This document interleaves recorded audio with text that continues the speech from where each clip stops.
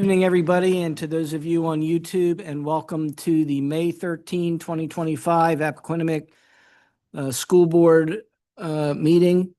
We've got quite a lengthy agenda tonight, but before we get to the agenda, we will start as we always do with the Pledge of Allegiance.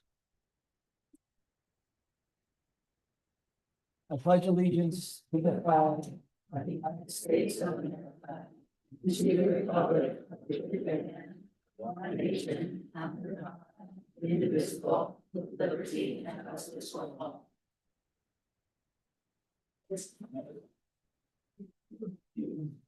All right, earlier at 4:30, the board went into executive session on motion of Ms. DeWitt, second by Ms. Wall. We've now to discuss certain legal and personnel issues. We are now out of executive session, and this is our regular meeting. We've got a number of special recognitions tonight, which are always one of my favorite parts of these meetings. We get to see our students and our staff and all the amazing things that they are accomplishing and have accomplished. We've got public comment. We do have one speaker signed up for public comment. And we've got a number of reports. Board members may have some comments. There's no old business. We've got some new business. And then personnel report at the end of the agenda. Dr. Burrows, are there any adjustments to the agenda? There's just one minor adjustment, does not impact tonight's agenda, but will future board meeting agenda. Under item 14A, the board workshop on May 27th, we'll have an executive session that will start at 5 p.m. And also, we also are going to table the superintendent evaluation tool. okay, so with those two adjustments, then we will start our meeting. And first on the agenda, Mr. Forson, before you start, will you make a reminder that the polls are open until evening? Ms. Wall has reminded me that that tonight until 8 o'clock, the polls are open for the school board election. If you haven't voted, go down the hall, turn left, and there's a polling place right there. All you have to be is a resident of Appoquinimink and 18 years old or older. So we'll understand if you sneak out and do that before 8 o'clock. So first up on the agenda, then, we have our special recognitions, DETSA contest winners.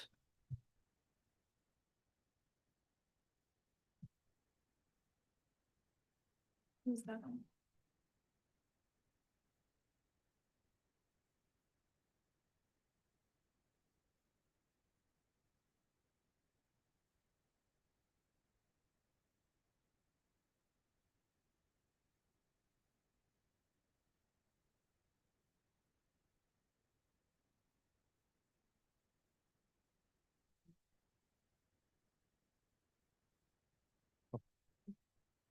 Hi, I'm Bill Shank from Apple High, and our winners, reluctant winners, our winners this year span all grades. The seniors and one junior didn't make it, but first of all, we have a first place in prepared presentation for Kashfi Goyle.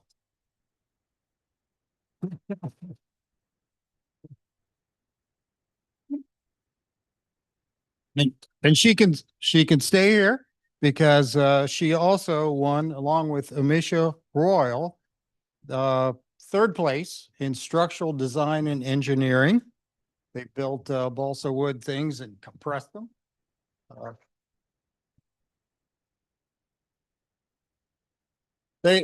Both these girls are freshmen, so we look forward to lots of winning from them. Our Ashe Gupta, David Oladasu, and Ryder Ortiz won second place in software development. There's Amisha.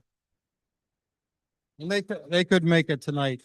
And certainly not least, Alicia Liu is our state reporter for next year, our first ever from the Appoquinimink School District, first ever state officer, and she'll be representing Delaware in our district at the national conference.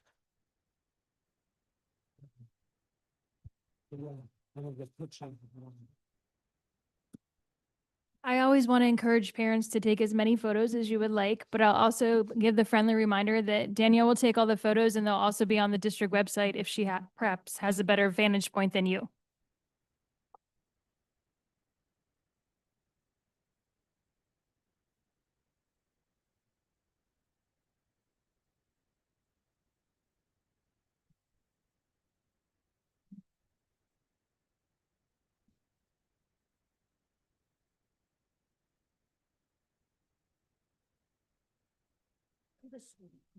All right. Hello, my name is Sabrina Ayad, and as the president of Middletown High School's Technology Student Association, I'm incredibly proud to recognize the students who placed at this year's state TSA conference. First up, we have Angelo D. Reyes.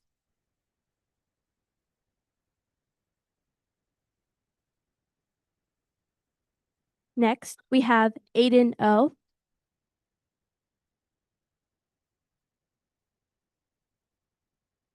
Now we have Manav Thakkar.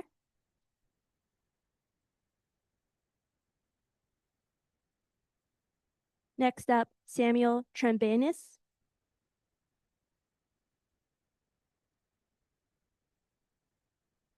Next, Quincy Upperman.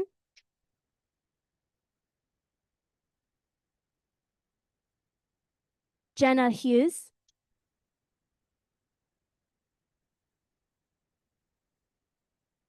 Victoria McFarland.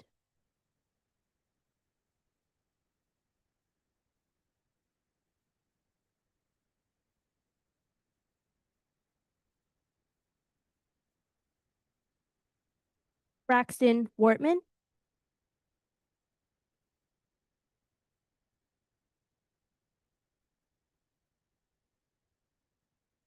Aishanya Sriram.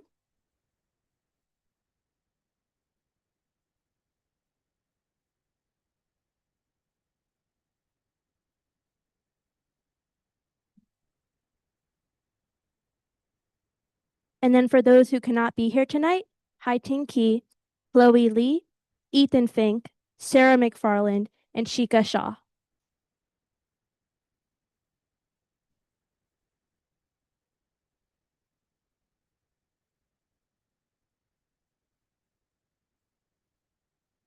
And I'm sorry, one more student, Morgan Pilar.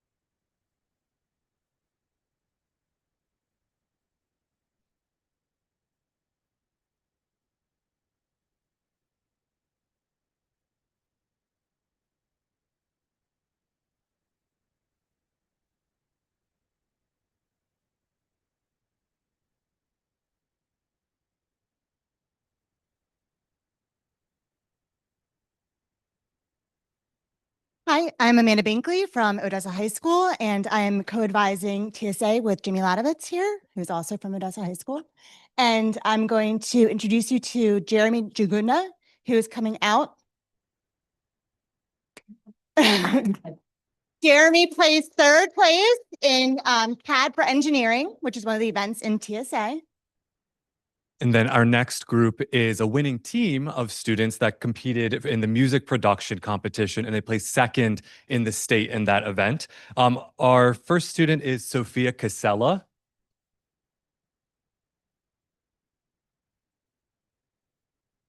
Then Brian Delaney.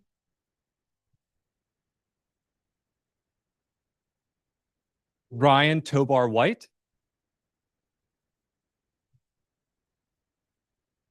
And then our final student who couldn't make it tonight, Enoch John.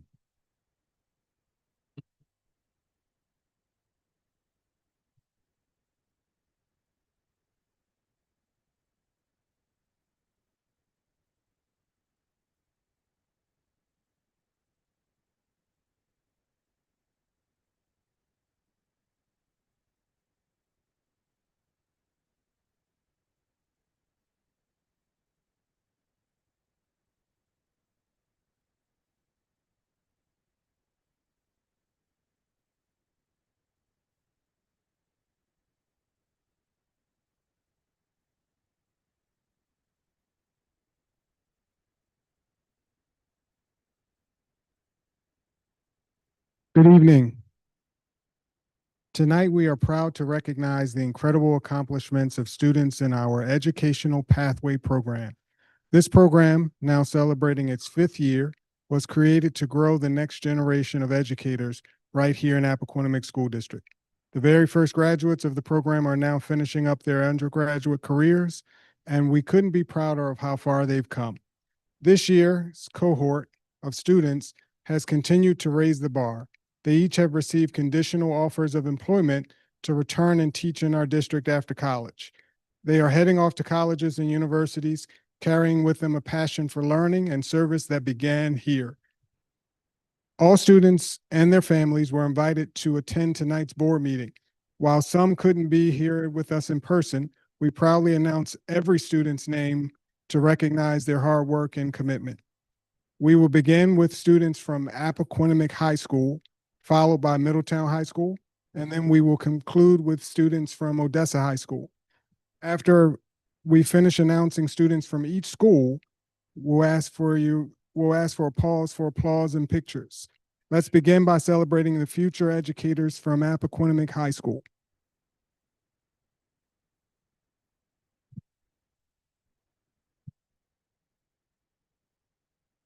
Mia Grace Boyd.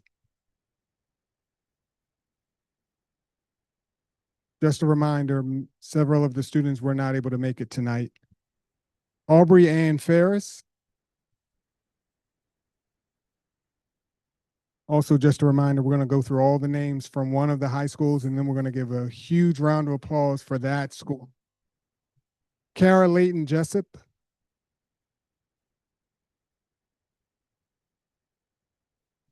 Reginald Namir Lee. Molly Lynn Montgomery. Joshua Chase Simpson.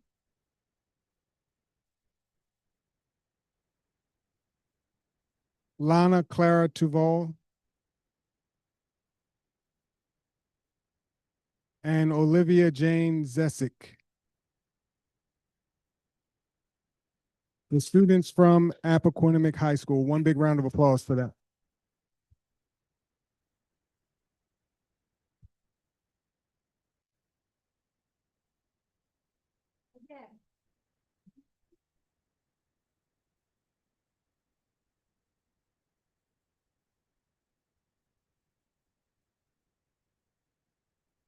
All right, ladies and gentlemen, we're going to move on to the students of Middletown High School. Now I'm going to ask you for that system of applause one more time. We're going through all of the students from Middletown High School, and then we're going to give a really big round of applause. So save that energy of applause between students. Okay, we're going to do Odessa next. Middletown High School will be the third of the 3 high schools. We'll do Odessa next. Round of applause after you hear the last name from Odessa. I'll give you a hint. The last name ends with Williams. So when you hear Williams, that's when we're giving the round of applause. Logan Parker Bosco. Mackenzie Catherine Boyle. Victoria Emmy Frazier. Timothy William Hanna. Aaliyah Savannah Owner. Amelia Jane Rockwell. Emma Noel Sipes. And last but not least, Andrew Tyler Williams.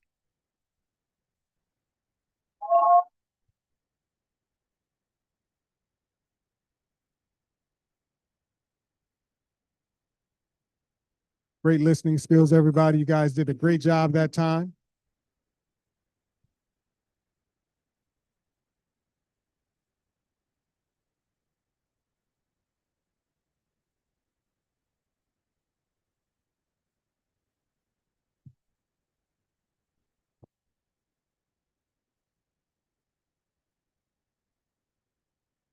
All right, now on to Middletown High School.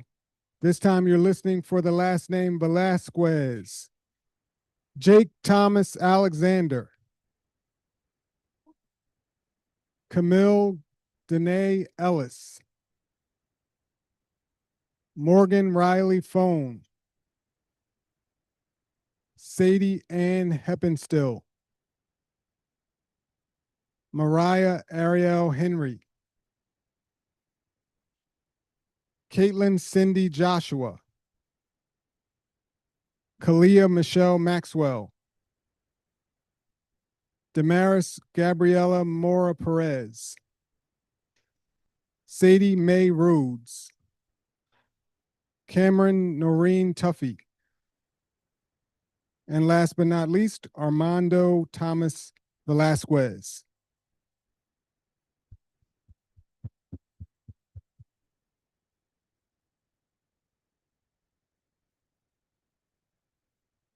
Go Cavs.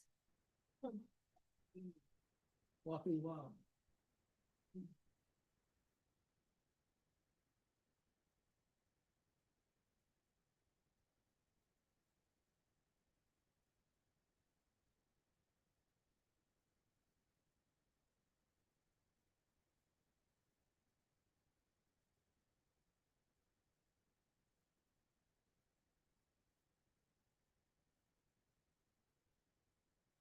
All right.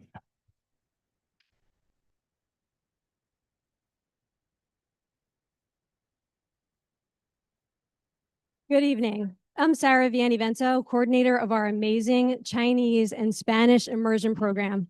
And it's my honor tonight to present the Pathway to Proficiency Award to students who have demonstrated outstanding commitment to language learning through the annual STAMP assessment. This award recognizes 5th and 8th grade students who have demonstrated proficiency in reading, writing, listening, and speaking in Spanish or Chinese during our February assessment window. These students are well on their way to earning the Certificate of Multiliteracy, a distinction from the Delaware Department of Education that honors high school students who attain a high level of proficiency in one or more languages. We also celebrate these students' hard work, progress, and dedication to language learning. On behalf of your teachers, administrators, and of course the district, congratulations to our learners who have taken this meaningful step in their language journey. Please keep up the great work. We're going to introduce these students. We have a trophy and an award for each of them. I'm going to do it by school. Okay, that we practiced the last name, so I'm going to do my best, okay? All right, from Old State Elementary Chinese Immersion, we have Sophie Stiegel and Fioski, a day for me.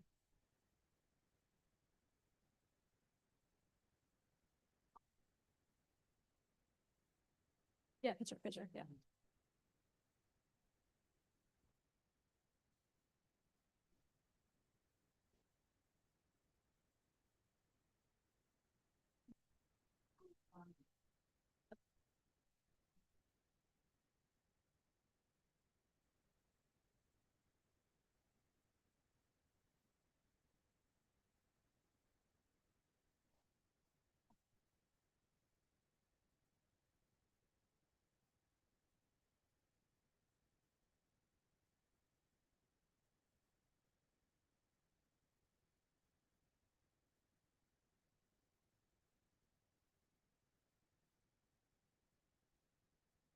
Oh, but there's more. From Townsend Elementary Spanish Immersion, Eloise Devlin, Carter Saunders, Evan Martino,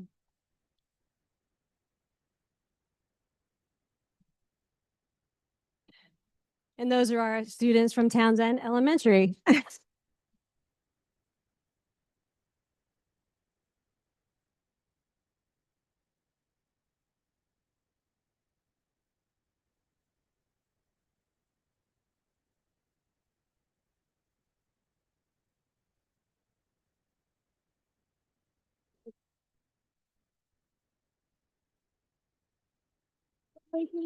Happy birthday. From Silver Lake Elementary Spanish Immersion, Jaden Vecchio, Colby Turner. Where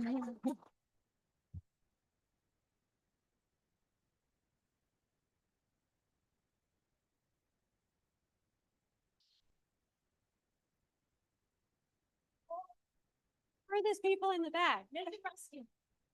Yeah, come on back here, guys. Love it. Love it. Nicely done, nicely done. Good job.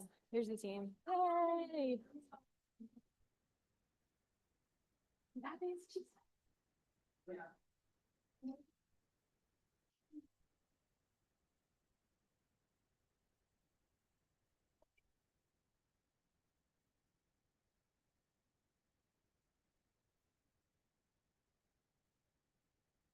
From Everett Meredith Middle, that was the one I screwed up, the name of the school. Great. Okay. Sorry about that. From Everett Meredith Middle School Spanish Immersion, Abby Chan. I love a good fan. That's great.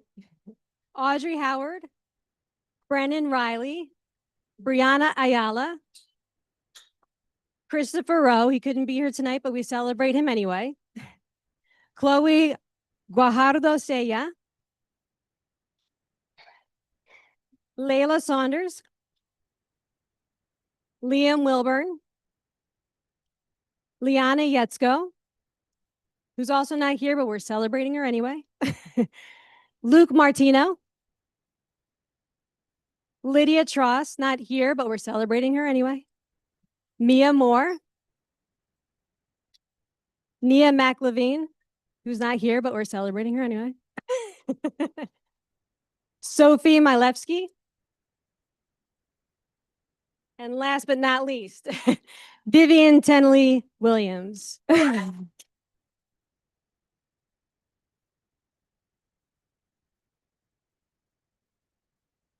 Two rows.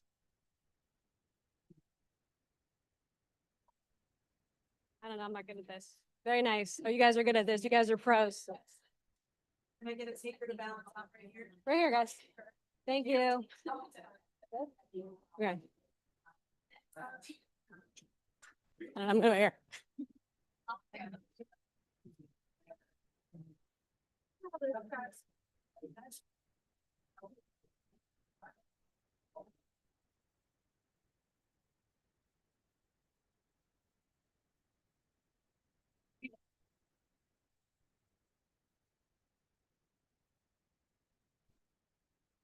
Yeah.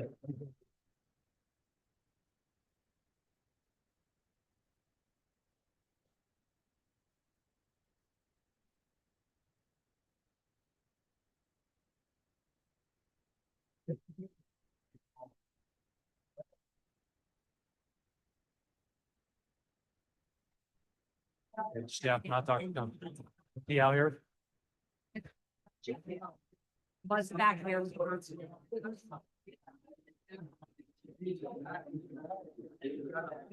Jeff. Jeff.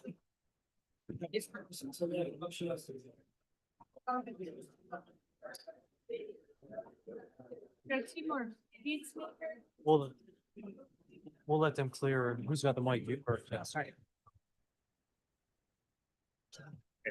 Got them. You got certificate? Let me know. Already on there. Okay. We're not good. Well.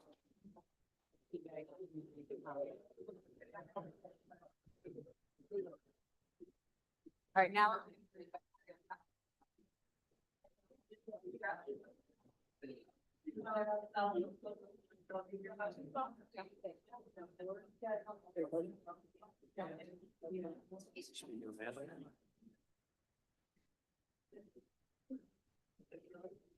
All right. Now we have Dr. Conley, Dr. Gordo, and Mr. Hale to present our coordination of our emergency exercise out on the Fairview campus. All right. Thank you, Dr. Burrows. Hi, everyone. My name is Amanda Conley. I am the Director of Safety, Security, and Operations here in the Appoquinimink School District. I'm here tonight on March 28th. We conducted a exercise, and it was an exercise that was designed to test the plans, policies, and procedures related not only to our emergency response and methods we use to reunify students with families in the district, but also to partner with local law enforcement and other agencies to practice their response to inactive violence in our district. And the morning of the exercise, I found out that not only was it a large drill, but I was told it was the largest drill or exercise that DEMA had ever conducted in the state of Delaware. So we were excited and really grateful for the opportunity to practice this in the Appoquinimink School District. While we worked really hard on this in the district, it would not have been possible without the support of these two gentlemen here with us this evening, as well as multiple agencies and first responders throughout the state, both state and local agencies participating. With us here this evening, Director Shaw is the director of the Delaware Emergency Management Agency, and Lieutenant Hudak here with us tonight from Delaware State Police Special Operations. So on behalf of the school district, on behalf of our community, we want to thank you both for the partnership, the support that you provided to make this possible. Obviously, it would not have been possible without the support from both of your organizations. And we know that the lessons learned on March 28th, we take those lessons to make sure that our district continues to be a safe place and a place that we're proud to send our children to every day. And so Dr. Gerdo has 2 certificates that we'd like to present, and I'm also going to have Jeff Hale present a token of our appreciation as well. So probably 6 years ago, when the constable program started, we thought it would be a good idea to design what's called a challenge coin to present to gentlemen like Lieutenant Hudak and Mr. Shaw for things that they do to help promote safety and security in the district.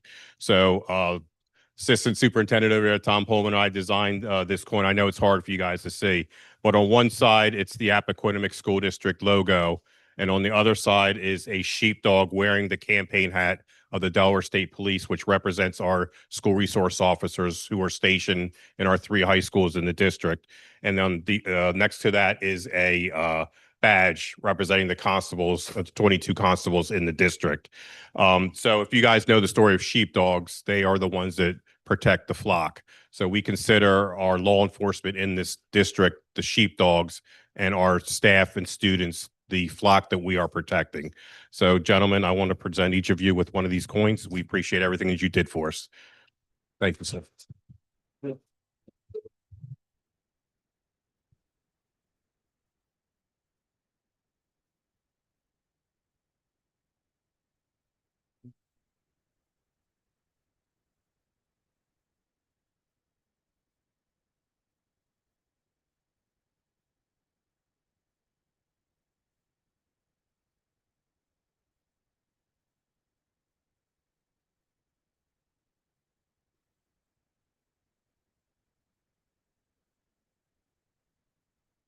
Where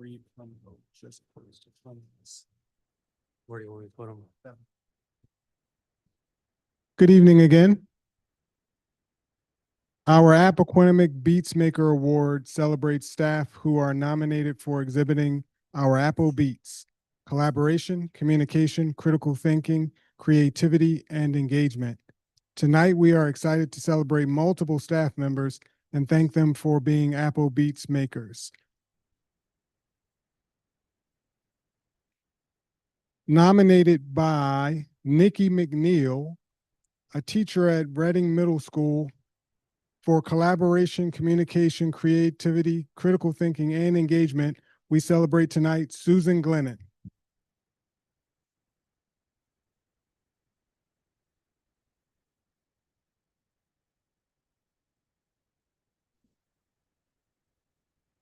Nikki, you should be in the picture too. Thank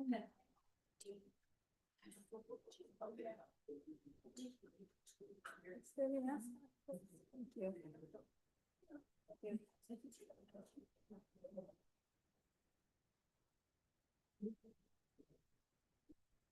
Nominated by Jennifer Zakruski, a teacher at Old State Elementary, for collaboration, communication, creativity, critical thinking, and engagement, Danielle C. Marcone.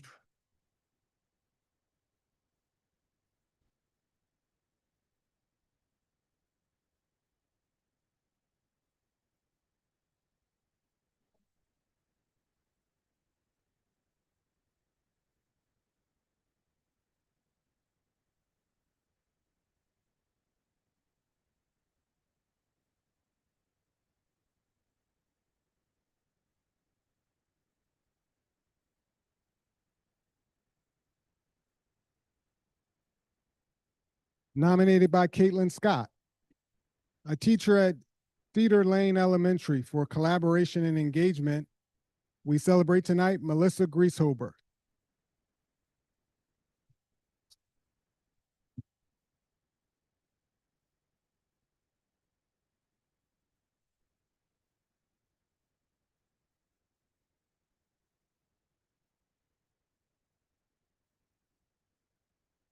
Steve, you should.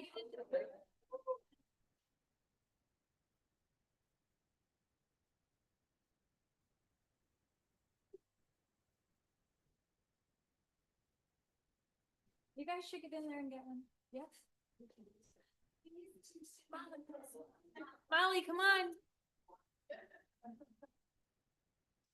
Yay, Grease over. We won't even say Steve next slide. We'll say Melissa, good job. Yeah.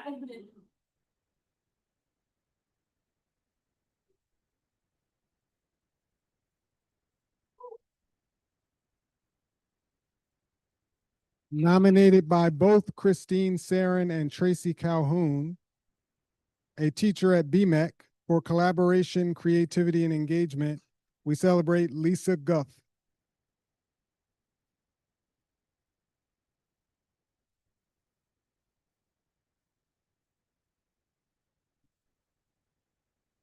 Shoot. My correction, Lisa Guth.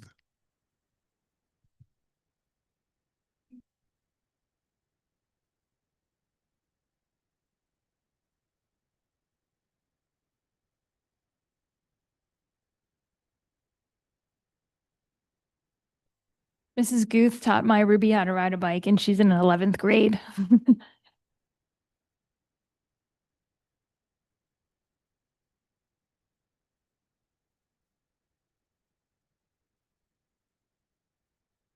Nominated by Nathan Herbert, a teacher at Appoquinimink High School for collaboration, communication, creativity, and engagement.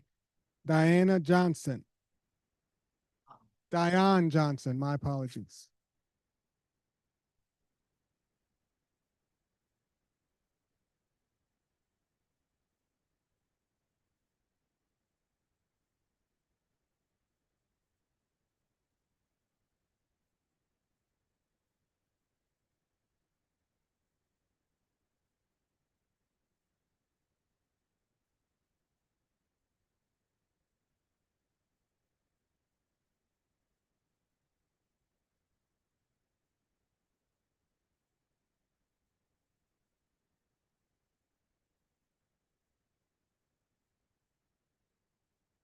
Nominated by Leah McAllister, a behavior interventionist at Old State Elementary for collaboration, communication, creativity, and engagement. Susan Meyer.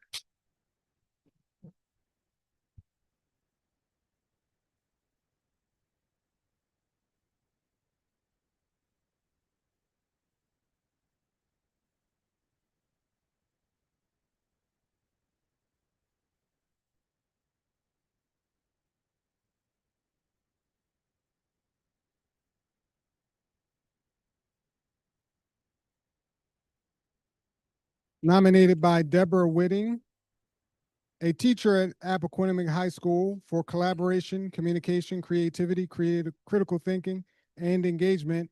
We celebrate tonight Diana Nardozzi.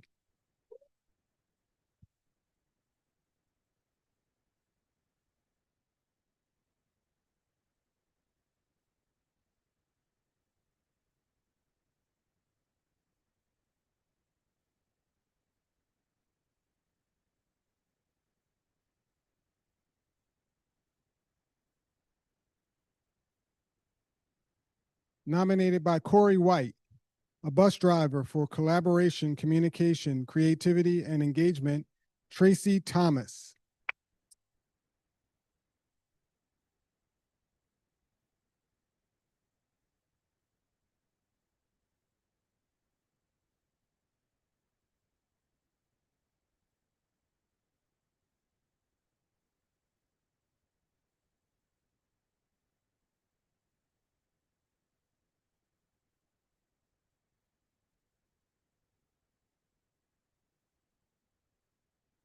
And last but not least, nominated by both Jen Campbell and Karen Malong. A World Language and Immersion Coordinator for Collaboration, Communication, Creativity, and Critical Thinking and Engagement, Sarah Viento.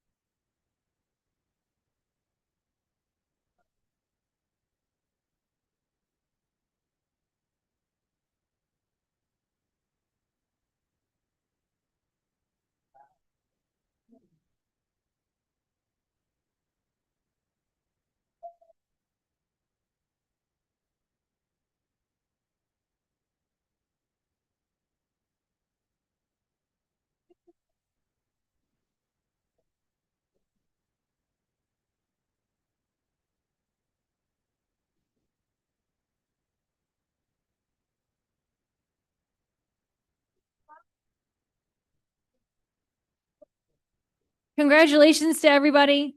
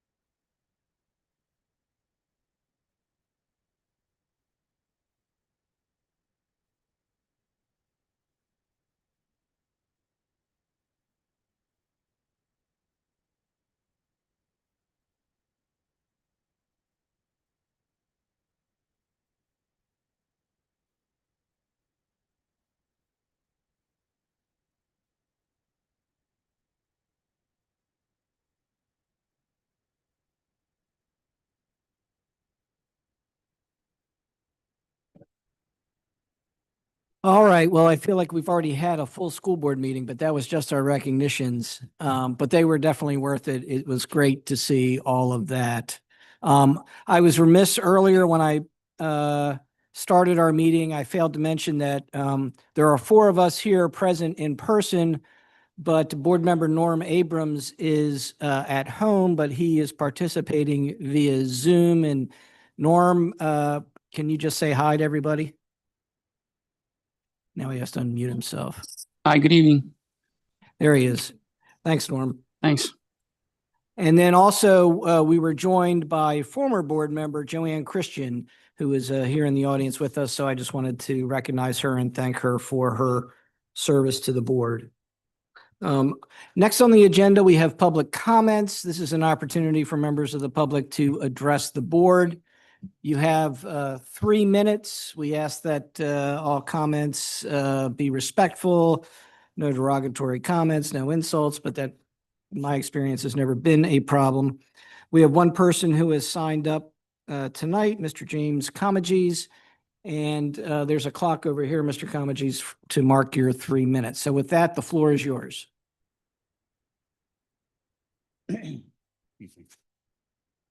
Good evening. As many of you know, I'm the father of a student in the Foundations program, and his program is being dramatically impacted by recent decisions. I'm here tonight to urge you to pause these changes and adequately plan for all students with special needs in our district. I'm not just a parent upset about my son's program. I'm here advocating for all students, parents, and professionals within these programs. District leaders must stop planning for the people doing the work and start planning with them.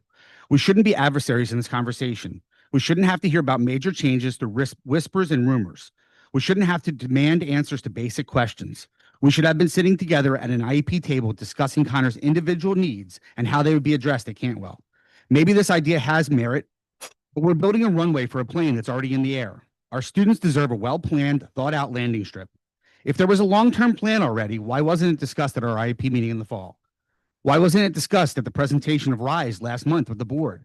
Why did teachers and staff only learn about it after that presentation? Why did facilities leaders know about the changes? Why didn't facilities leaders know about the changes before May? Please don't Please don't prioritize the needs of one group of special needs students while neglecting the needs of others. Our son Connor is one of only 2 7th graders in the Foundations program at AGW. Does that mean that there are only 2 7th graders in the district with his level of physical and cognitive needs? I'm speculating that there are other parents that choose to stay with their feeder parent at school, but those students probably are not receiving the same access, support, and instruction that Connor gets. I now have more questions than answers after my meeting with district officials. What happens if we choose to keep Connor at AGW? Do you think transitioning high-need students twice, once next year and once again for high school, is in their best interest? What will programming look like, or what does programming look like for families who are currently at Meredith, Reading, or Cantwell and not in the Foundations program? Will students have the same access to facilities and programs that they have now at AGW if they go to Cantwell? What's the long-term plan for all special programs? What construction will be needed at Cantwell for our students, and when will it be done? How will you staff these program changes? Moving the campus next year will cause unnecessary disruption for students already thriving in existing programs. Foundation students may attend summer programming at Cantwell, but the instruction is not the same as a full school year experience. It lacks daily routines, interactions with an entire student body, and a structure that they rely on during the academic year. This transition is about more than just location. It takes the teachers, paraprofessionals, counselors, office staff, nurses, EDs, and educators who are at Alfred G. Waters and already understand these students to work with them.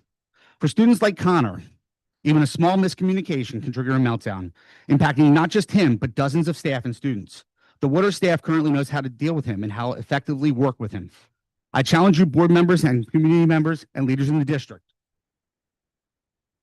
to go ask more about these programs, visit the schools, ask the professionals, learn more about all of our special programs, ask about the trainings, the materials, the staffing, the district supports, and the student-to-teacher ratios in all of our students' programs.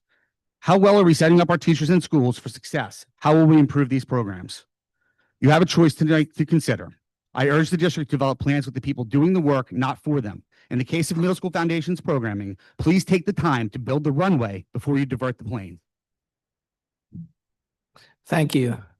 And for the record, I want to note that the board traditionally does not respond to public comment, but we will make sure that appropriate personnel from the district office do get back to you.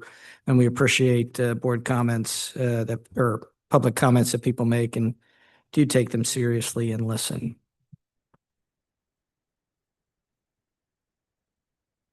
Okay, with that, we move on to item 7, community members. All right, that's there by mistake. 8, reports, social media policy, Dr. Small.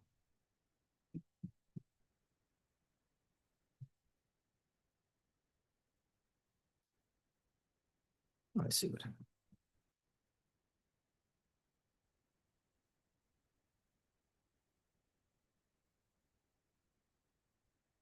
Good evening, everyone. I'm here to present some recommended changes to the electronic communication and social media policy. The first slide that you see up there is just a slide of information with regard to the particulars for this policy. Policy 3115 comes from Series 3000. The report is tonight. The first reading is June 10th. The second reading is July 8th. The current scope of the policy covers all of our employees for any technology at any time. That technology could be technology that is part of the district's property or their personal technology. Next slide. We're recommending adding to the policy the language that you see here. The reason being is that social media is dynamic, and as a result, we need a policy that recognizes and accounts for that dynamic nature of the fact that social media changes ever so slightly day by day, and we have to account for those particular changes in our policy. Next slide.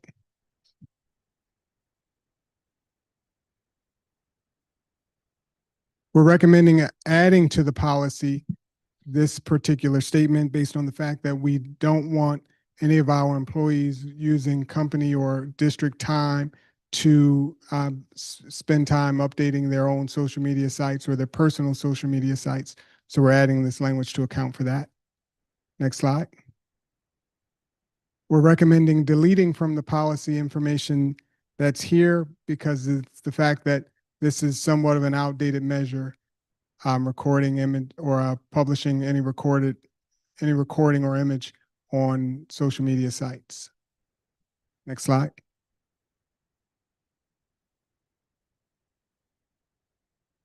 On this slide, we are trying to recognize the fact that we want our communication between our staff and our students to be educationally legitimate and appropriate and also discoverable. So we want to make sure that we are using district required email learning management systems or other online communication. Next slide. Questions? All right. Well, this is just the initial reading. We'll have 2 more meetings where this is discussed, correct? Correct. Okay. Does anybody on the board have questions? Norm? I'm Okay. good. Hearing none, thank you, and we'll see you again next month on this. Okay, thank you. Next on the agenda, we have the grading presentation. Dr. Hoover.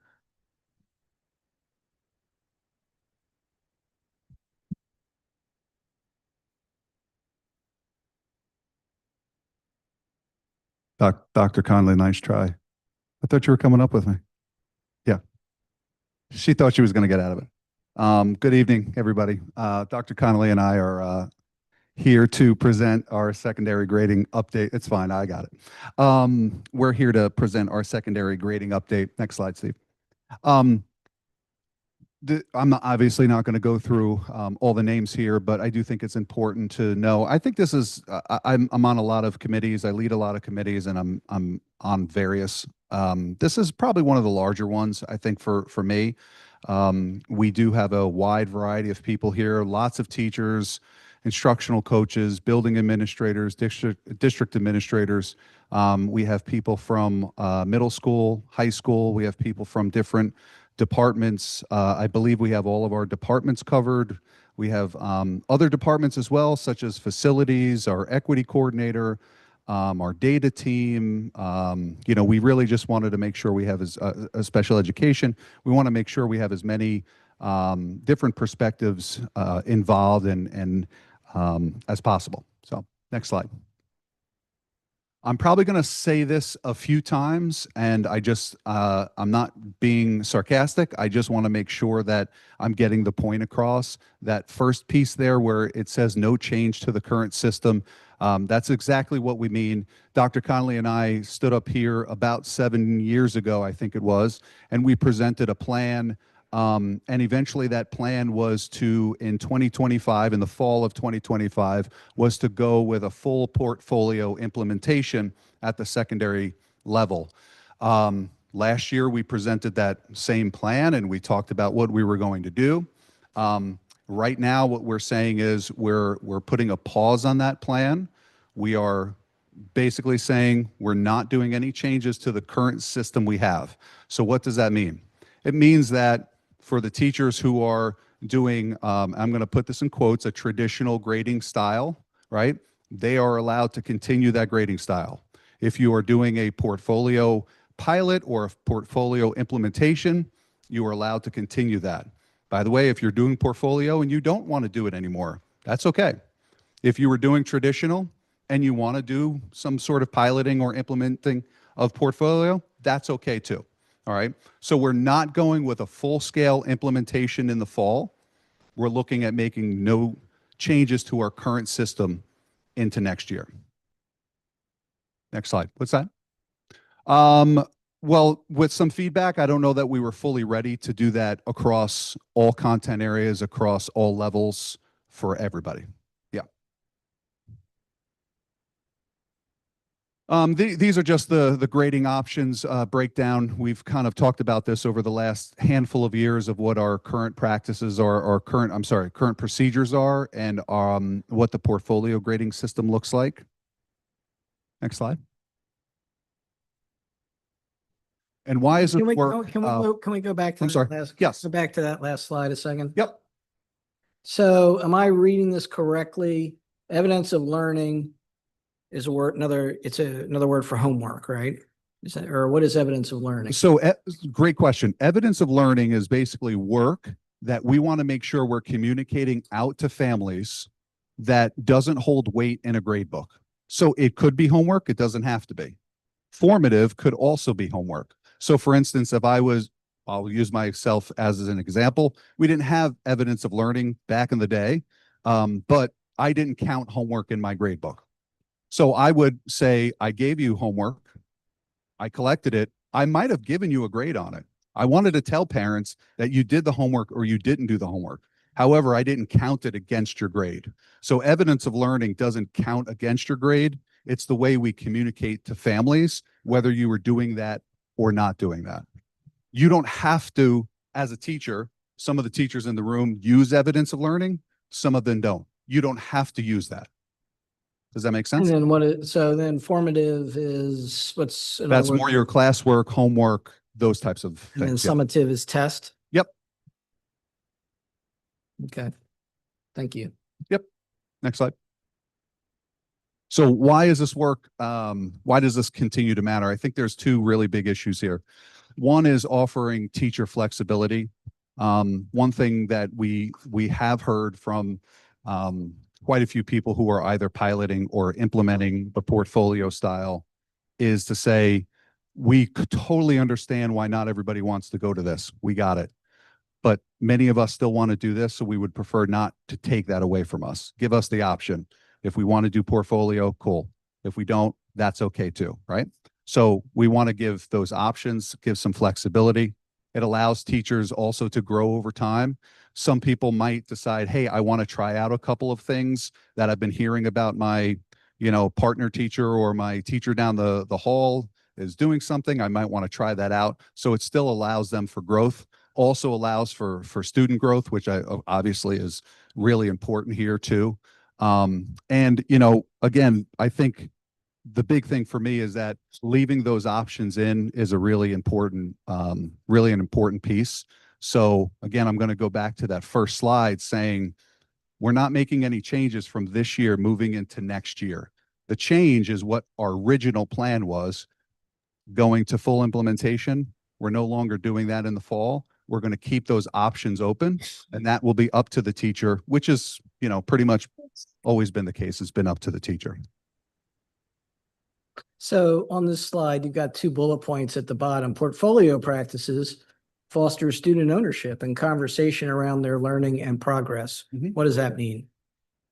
Well, it's really about student taking ownership. And I know that this has been somewhat controversial, I think, because what people think of when they hear portfolio is they think retakes. And that's not what that means. That's something that's, that's something that's in there. By the way, I was doing retakes before I even heard of a portfolio, right? But I'll use an example that I've heard often from Dr. Harrison. Many of the teachers that are working with her, and some of the people that might be in the room right now, when students aren't meeting a certain level of mastery, they're requiring them. It's an expectation for them to meet the level of mastery. It's not okay for you to just say, I didn't do it, or I got a D. It's okay. It's not okay for you to get a D. I need you to learn it. And so you're going to learn it. That might be through reflection. It might be through extra work. It might be through whatever it is. But just allowing them to say, no, I'm okay with a D, that's just not okay. Now, again, I understand that that is very dependent on individual teachers and how that's implemented and all of that kind of stuff. But it's heavy on reflection for sure. I'm just trying to understand the sentence. The sentence says, portfolio practices foster student ownership and conversation around their learning and progress. So I'm trying to understand, how is it that portfolio practices foster student ownership? I'm not even sure what that's supposed to mean, but I'm trying to understand. So if you can, what does it mean to say portfolio practices foster student ownership, and how is that different than a more traditional approach or a non-portfolio approach? I think for many years, and again, whether that was true or not, for many years, students thought you gave me a B. You gave me a B as the teacher. Now, as a teacher, I might say I didn't give you the B. You got the B. But this is really trying to put that back into the student hands and say, well, what did you do to get a B, right? What did you do to get there? What did you do to try to get from the B to an A, right? And the second part of that, I think, is also the important part of the conversation, is to say, that's the conferencing or the conversation with the teacher. That's a part that's really important, is to say, let's sit down and talk about that. And again, it's not just you turned in an assignment, I gave you a B, you're fine with the B, I'm fine with you getting a B, and we say, thank you, have a good day. It's let's sit down and say, why did you get a B? Well, this is why I think I got a B. This is my feedback to you. This is why I think you got a B. Let's see how you can get an A, right? And so now let's have that conversation. Are you saying those conversations are only happening in classrooms where there's portfolio grading? Nope. Just clarify. No, but that's a heavy piece, I think. That's a definite push. Now, student conferencing, again, some of these things have been around for 50 years. I was doing student conferencing with my students as well before I heard of portfolio or, I mean, I know I've joked about this, but well before I read a book on grading. You know, the teacher down the hall told me that she was doing student conferencing. So I said, well, that sounds like a great idea. So I started doing it. Yeah. So if we're saying that portfolio practices foster student ownership and conversation around their learning and progress, why isn't that the standard? Like, so I guess I'm with Richard, I'm still kind of like Mr. Forreston, I'm still stuck on the sentence. Mhm. Like I'm understanding it, but so if we're saying that portfolio grading promotes all of these things, that ownership, conversation around learning, then why isn't that like the standard? Why is it still like optional? I'm confused. I mean, that's a great question. It shouldn't be optional. Yeah, because it's like you're listing a pro for Mhm. why to do it, but then you're saying nothing's changing and you have an Well, option. and remember, this is a pro to keep it Yeah, open for flexibility. It's not just that this is for portfolios, but this allows somebody who might be doing a traditional grading style to still be able to do student conferencing. Some of these things have developed over time with our, let's just say our pilot group, right? And we implemented a couple of these smaller things, and they started to grow, and they started to grow, and they started to grow. So there's plenty of people who are using traditional grading style who are student conferencing, plenty of them who have mastered retakes, plenty of them who are doing a lot of these other things that they might not be saying or doing a portfolio style grading system, but now that we've opened some of that up, we've allowed these things to grow in other classrooms with more students. okay. Thank you. I have a Mr. question. Force, go ahead. Oh, I'm sorry, Norm. No, You go wanna- ahead. I'll go with you. I'll go with you. I mean, we've talked about grading before. We've also talked about changes to the secondary report card. Mhm. Are no changes occurring there either at this point? At this point, exactly. Yep. Whatever that looks like. Well, of course, we're moving to a new Right. statewide system. but Statewide system, but yeah, we had other than talked that, about, grades being reflected in different values than what they historically have been in our district at the secondary level, looking more like our elementary school report cards. And that's not moving forward next year either.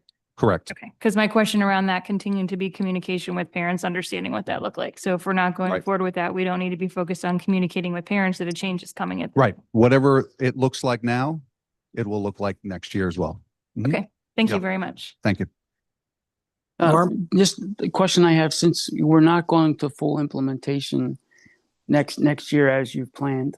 So just generally, how many people are participating in the portfolio side? How many people are doing the experiment? Not the experiment, The pilot. the pilot. Thank you. How many people do we have doing I the will- pilot? I'll have to get back to you with those numbers, because I don't know them off the top of my head. Okay, so, all right, well, do you think it's more the same or less? So is there, are we struggling to get all the pieces in the puzzle just because we haven't got there yet? Or is it people are doing it and now not doing it? Or I guess I'm just, is there like a red blinking sign that says danger, we're missing something, or we're just taking a slower approach than what we originally thought was optimistic? Okay, so yeah, there's a couple questions in there. Let me see if I can Obviously, answer them. right. I got it. So I mean, the number I know off the top of my head is at the beginning of the year, we had about 120 people at the secondary level who were doing some sort of piloting. And again, that doesn't mean that that was a full portfolio implementation. They might have been doing one of the, 6 or 7 components of it. Okay. Right. So there was about 120. Again, how many are doing it today at the end of the year? That I cannot answer right now, but again, I can get back to you. But again, I think what we have recognized is that we're not ready to roll out with a full, I don't know off the top of my head how many secondary teachers there are, but 500-600 secondary teachers. Right. We're not ready to roll that out as a full implementation in the fall, without some more work and some more training and, those types of things. Is there a revised timeline then to that rollout? Because you alluded to before, like, we've been hearing about this for 7 years. And this was the year, is it now, we should, well, not whoever's sitting here should look at it for the next year? Or is that undetermined? Is it because we've decided to give teachers more flexibility? Right now, it's I'm- undetermined only because we haven't really figured out where the end line is. I Okay. mean, we thought we had the end line and then we pushed it, and then we pushed it again, and I'm not saying that in a bad way. We pushed it because we didn't think we were ready. So then we pushed it. We didn't think we were ready. Better off pushing it because we're not ready than to say, let's roll it out and force it down people's throats when we're not ready. Right. But now we're holding an end line, like, it's nebulous. So, I mean, if I could just add in a piece to this, I think our department specialists who lead the work signal when we're ready. Nick talked about Miss Harrison, Katie Harrison, she's science. In science, we've moved at a more brisk pace, and we have teachers understanding and utilizing portfolios over an area like mathematics. So after an assessment of where we are, to go with a timeline that's not based on anything other than a date, I don't think was the prudent step. I think the departments and the people signal where we are and what the pace should be and when we're ready. So I think we're taking our pace, our marching orders from our department chairs who work with the departments in each of the secondary schools. So we're trying to be smart about it as opposed to saying on this date, ready or not, here I come, you're doing it. So, yeah. Well, I guess again, it's just more of communication that everybody's expecting it to happen and it doesn't. So if there's a new future date, it's just how we present it to the community. Oh yeah, we're going to communicate. Well, we were going to communicate it here, and then we will communicate that out just as we did last year. I don't remember the date. Maybe it was June or July, but we're going to communicate that out to all our staff first. Obviously, our buildings, our teachers, our paras, all of those folks will communicate it out to families as well. Yeah, because obviously they need to know that they're not walking in August with a full implementation, because that was the message that we sent in 2024. Right. Okay. Thank you. Yes. Well, thank you for the work of the committee, but I don't have any further questions. Well, I think there's probably still some more slides. Yeah, No, that's it. Yep. There you go. That's the last one. All right, thank you. Thank you. You get to Thank you. continue to stand up there though, because Yes, now I we'll am. do curriculum overview. Yep. Myself and Dr. Feathers, who did decide to step up with me. Thank you. we're here to present the so let's say that again, curriculum review cycle. This is something that Mr. Abrams has asked about and brought up a couple times. I believe we've talked with him a little bit, but we've decided to present here so everybody kind of knows what this is. This is just one of those things that happens. I mean, this is a kind of a big part of what happens in our office and the teaching and learning team, but it's not necessarily something that's known everywhere and probably not something that's known on the board. So we decided to just give a short presentation on this. So a quick overview of what the curriculum review cycle is. Every content specialist and coordinator that we have in our office, they work through a process called the curriculum review cycle. And that's what that means is this is a process where we're selecting, we're piloting, we're implementing, we're monitoring, and eventually evaluating the curriculum that we select, right? So selecting a curriculum doesn't just happen. It also doesn't just happen in a silo. There's several steps to it. To try to simplify it, I put a little graph here. There's a few phases here: before implementation, during implementation, and after implementation. Here are just a few things that are going to happen, and I'll go into a little bit more detail on the next slide. But just kind of like what I said, we have to evaluate the different types of curriculum. And again, all of our specialists and coordinators do this, whether you're math, social studies, science, whether you're elementary, whether you're secondary. There's many different curriculums out there. So the first thing we do is we start evaluating different types of curriculum, right? The next thing we do typically is we're going to pilot something. Now, the pilot could be as small as we're going to pilot one chapter, one unit. It could be we're going to pilot something for one course. It could be something we're going to pilot a whole course for a whole year. So there's lots of different ways that we can pilot. Eventually, we make a selection. And again, I'll go into what goes into a selection. What happens at the selection? We, of course, purchase that. We do an initial implementation. An initial implementation could mean that we either do a slow rollout. We start in 6th grade, then eventually 6th and 7th, eventually 6, 7, 8, or we just go full implementation. 6, 7, and 8 all gets it in 1 year. Now, once we do full implementation, that's where we start monitoring the curriculum. What needs do we have? What needs do our students have? What do the scores show? All of that kind of stuff. And then we start looking at that current curriculum and, what are we looking for in the future? Steve? So what goes into selecting a new curriculum? Honestly, there's way more than what I just listed on here, but here are a couple of important things. A couple of big things here: timing, right? So the expiration of a curriculum, you don't just purchase a curriculum and you get it for the next 100 years. 25, 30, 40 years ago, when at least some of us were in school, you could purchase a textbook. Now, the textbook might not be good for 25 years, but I know some of the textbooks I had were around for 20 years. You could purchase a textbook and have that textbook for many years. That isn't really the case anymore, right? So when you purchase a curriculum, there is somewhat of an expiration, right? So you might purchase the curriculum for 3 years, 4 years, 5 years, whatever that might be. So obviously, when you're selecting a curriculum, you consider the timing of the expiration of that curriculum. You also have to consider Why is that, though? I mean, say it again. I said, why is that? In the sense that it's true. I mean, history doesn't really change that much. And so if I had that's false, by the way.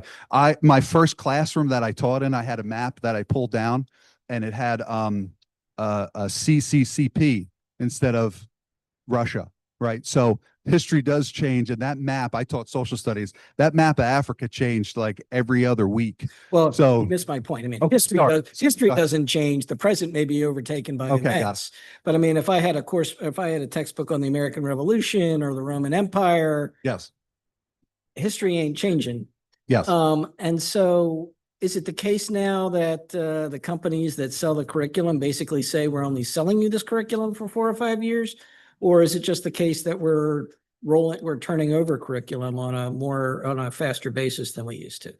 Well, no, sometimes, some of it's based off of what I'm going to say here too, but sometimes it's based off of the resources that comes along with it. Sometimes it might be based off of the When I say resources, I mean like the things that come along with it, but also, as you know, companies buy companies buy companies. So when you used to work with one company, you just got the textbook, and then they bought another company, and now that company also has IXL, which is a diagnostic, and so now that comes along with your product. So there's different things like that. I would also say that as you learn, as you learn more, you get better, right? So sometimes we know that this curriculum, we chose the curriculum and we thought it was good. It had a high rating and we thought it was great. And then it just didn't show us much in our scores, and it didn't really meet the needs that we have. So we need to move on. There are examples. Dr. Feathers and I were just talking about this the other day. There are examples where we had a curriculum and we've continued with that curriculum. It's not that we just decided, 4 years is over, so we'll move on to we don't think it's good anymore, so. The other piece to that timing I think is important is, again, all of these content areas, because of financial costs, they are aligned differently. So we can't get a new curriculum in every content at the same time every 5 years. So we have to kind of offset those. And again, if social studies has a 5-year 5-year contract and English has a 3-year contract, you really have to take that into consideration, because again, we don't have an infinite number of dollars, which is our third bullet there. The overall cost, again, curriculum could be great, but if it's $10 million, that's probably not going to work for us. What kind of resources are provided? As I just said there, sometimes those are resources, the physical resources you get, those might be actual workbooks or consumables that we have. We use that a lot at the elementary level. It might be resources like other platforms that come along with the technology. And they might also be resources like IXL, which is a resource that we can use in other areas. Curriculum does get rated. Ed Reports is one of the areas that rate curriculum. So we also look at those ratings and when we're making that determination. And of course, teacher input is really important as well. That teacher input comes in the in the forms of feedback from, is the curriculum user-friendly for the teachers? What does it look like for the students? How effective do we think it is? Does it reach our upper-level kids? Does it reach our students who have special needs? What are the needs that we have, and is the curriculum meeting that? So the teachers, give us that input, and that's really a big reason why the pilot, I think, is an important piece. So then that way they can give us the feedback on the current curriculum, and when we're piloting, they can give that feedback on that piloting too. And there are times where we've piloted something and just have said, that's not where we want to go, we're going to pilot something else. So next slide, Steve. This is just a quick example, as I just mentioned there, that our content areas are all over the place, and we kind of have to make sure we do that financially. So here is just a really brief example of an elementary, middle, and one high school course. I currently have 17 high school courses, so that means there's on the actual page of the curriculum review cycle, there's really 20 of these lines for science. And imagine that's 20 for science, 20 for social studies, 20 for math, and so on. And so we have to make sure that we are in different phases, because again, we can't buy all curriculum at one time. Next slide. Next steps. This is pretty simple. This is an ongoing process. It is it's all the time. This is a really big portion of what our team works on. And as you can see, even once you pilot and once you purchase and you do a full implementation, it's not like our coordinator can go, all right, my job's done here, because then you start rolling into, all right, let's start monitoring, let's start evaluating, and let's see if this curriculum is something we want to continue with, So that process is just ongoing. And then the thing that we're always looking at is, is that curriculum aligning with our district priorities, right? If we have a district priority of literacy, we want to make sure that whatever curriculum we're moving forward with, it aligns with our priorities. That's it. But I have a question. Sure. For my own edification, can you give me like 1 or 2 examples of what would serve as the impetus for you to do a slow rollout? You had said at the outset, sometimes you may start with sixth and then seventh and then eighth versus six, seven, and eighth, six, seven, and eighth live at the same time. Like, what would be a factor that would show up for you all that would make you choose one or the other? Sure. A really easy example would be when you're talking about at the high school level. If you're going to make a change to a course and thinking about a course catalog, if you're going to make a change of course to let's say biology, right? You have to think about, or that might not be as easy as I thought it would be, but you know, if you're going to make a change to a course, you might want to phase in because of the students over time. So that's one. Two, as a middle school principal, I would think some of the changes that we're making currently now, which you're aware of at the middle school level next year, there might be something you might miss when you're changing a curriculum. So for instance, if there was a concept in social studies, and I'm just going to use something very broad. If you're going to miss the Magna Carta, and that's something we really need to talk about. Well, we used to teach it in 7th grade, and now we're going to a new curriculum, and now it's taught in 6th grade. But the next year, 7th graders, if they don't get it, right, we might want to roll that out as a slower roll. Does that make sense? Yeah, it does. Okay. It does. Yeah. Yeah, I was just wondering kind of like what you consider to go live with everyone or the slow roll. So that's helpful. Thank you. I think we probably go more on the full roll, but Yeah. there's definitely instances where it makes sense to go That kind slow. of phased approach. Yeah. Okay. Thank you. I'm sorry? Yeah, yeah, I think you made that explicitly clear. Yeah, thanks. Anything else? Any other questions? Okay, well, thank you. Thank you. Thank you. Next on the agenda, we have the Code of Conduct Report, Dr. Gerdo.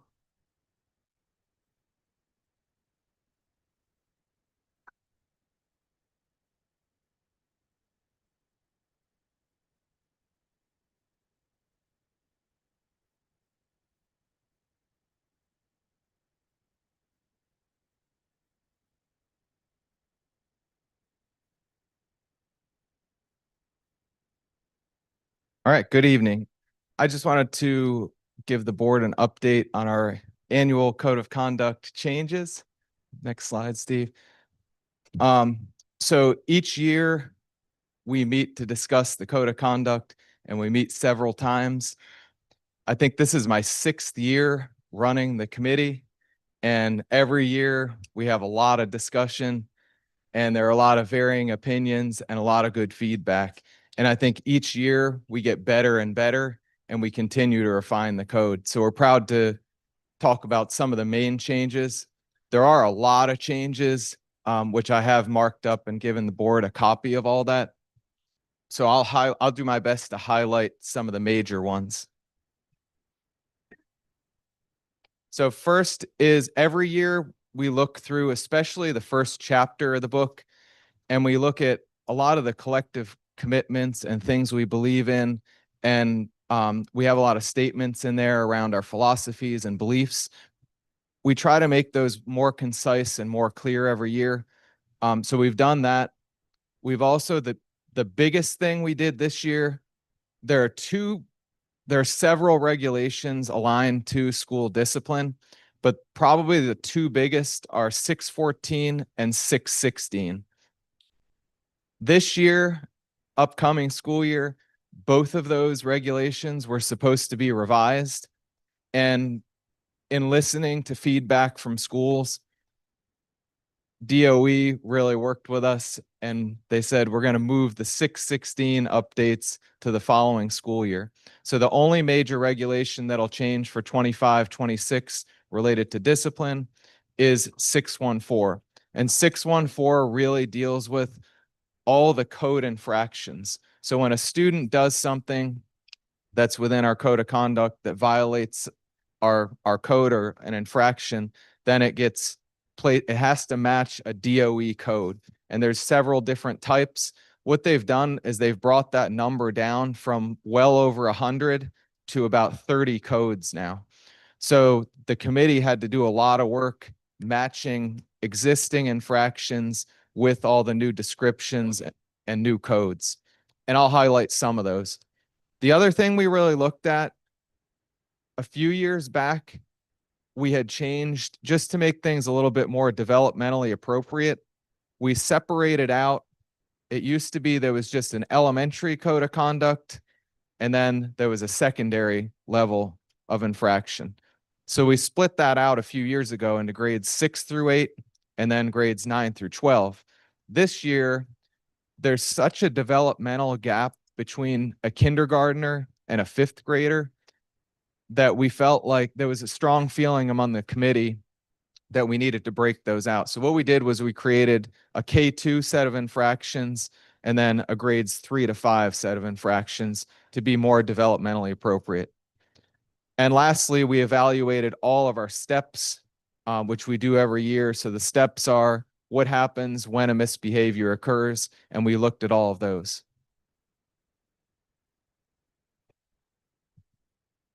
Okay, so starting in chapter one is basically, like Dr. Gerdo said, is the introduction. It's where we have the superintendent welcome, what our district beliefs are. So what we did is specifically in these two areas, we just went in and clarified our disciplinary philosophy and reaffirmed our commitment to our students with our disabilities. So again, it's reworking the language and making sure we're more clear and concise in those areas. The discipline philosophy, again, that it is a progressive intervention and it is aligned with the developmental needs of our students, and also that our students with disabilities have specific rights related to school discipline. Next slide. All right, chapter 2 is students' rights, responsibilities, and commitments. And again, along the same line, it was just a review of the language and the different themes that are presented through there. The first 2 bullets really fall underneath our school safety protocols. So we wanted, again, to clarify and make the public aware of what we do in terms of our behavior threat assessment, what protocols we're using and what strategies there, and also our use of safety E initiatives related to school safety. And then we did some editing of our personal property, just to clarify again, students' rights to have personal properties and their responsibilities as they bring their personal property into the school. Next slide. All right, and here are just a few examples. There are many because, like I said, we went from well over 100, I believe it was close to 150, down to about 30 infractions. So here are some of the more significant or common ones that have been collapsed. Inappropriate language and gestures replaced abusive language. Fighting and mutual group fight. That's a difference in language there where it used to be called riot. And I think a lot of these changes are very welcome changes because they more align with what the student did. And we've gotten away from it in the past. It's been very closely aligned to Delaware law, criminal law. So now, even though it's still, there are parallels and similarities, the descriptions are much more in line with school terminology and language that we use. So that's one that I think is a really good change, moving to mutual group fight, because I think when you hear the word riot, you picture a lot of different things you've seen on TV or things that you've read about that aren't necessarily really reflective of what the student did. Inappropriate touch replaces offensive touching. And then we used to have 3 categories of assault 1, 2, and 3, which again align with criminal code.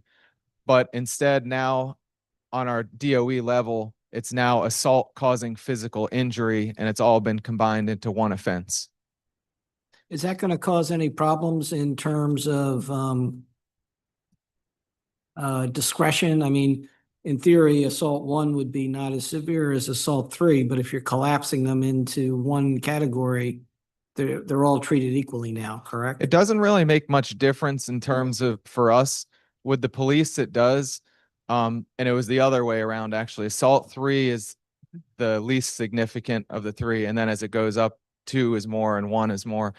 And honestly, we've, in the time that I've been in this position, which is over 5 years, we've never had an assault 1. And it's very rare we have an assault 2, maybe a few times. And assault 3s are also pretty rare. but we have them pop up here and there. So it's really not that much of a difference for us. And in addition to that, when you're at that level of infraction, there's typically also police involvement and charges that come along with that. And we are also able to use those through AG report, and which is another regulation, but we can utilize that in the discipline process also. So really, in terms of what we're able to do, there's not a lot of difference there.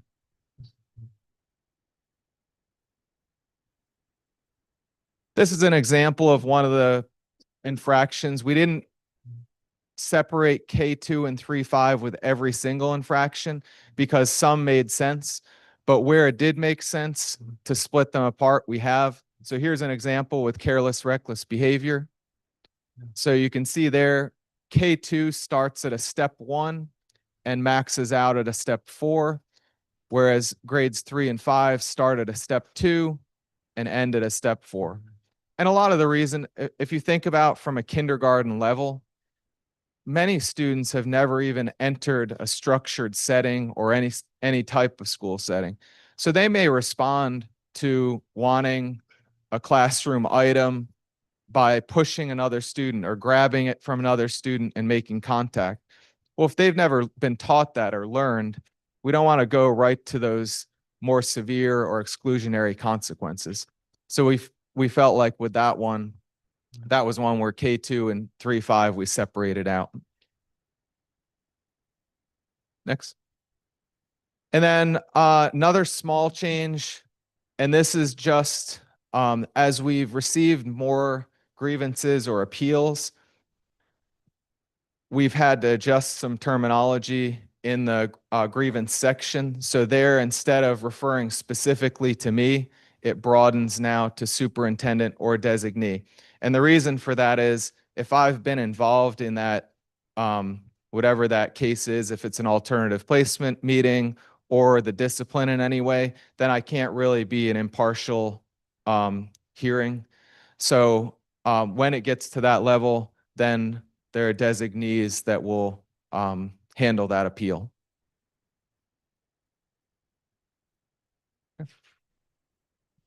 Any questions? This is just a first reading. You're going to come back to us with this, right? This is typically, we just do a report Just a because report. it's procedure. Oh, okay. And certainly if you have questions or anything like to go back and look at, we can. We like to get it to the printer next month. So I always like to leave an extra month. So if there are things we need to go back and tweak, I absolutely can. But otherwise, we'll move forward with editing and printing. Well, where are we on the, what I'm going to call the parent code of conduct? I mean, is that coming up later or? It's not in this, but yeah, yes. So I have a list of names from schools, which include teachers, administrators, and parents that we've confirmed would like to attend. And now it's just a matter of putting a date on the books. All right, but we're going to get that done in time for the 2025-26 school year, right? Yes. Okay. All right. Thank you. Thank you.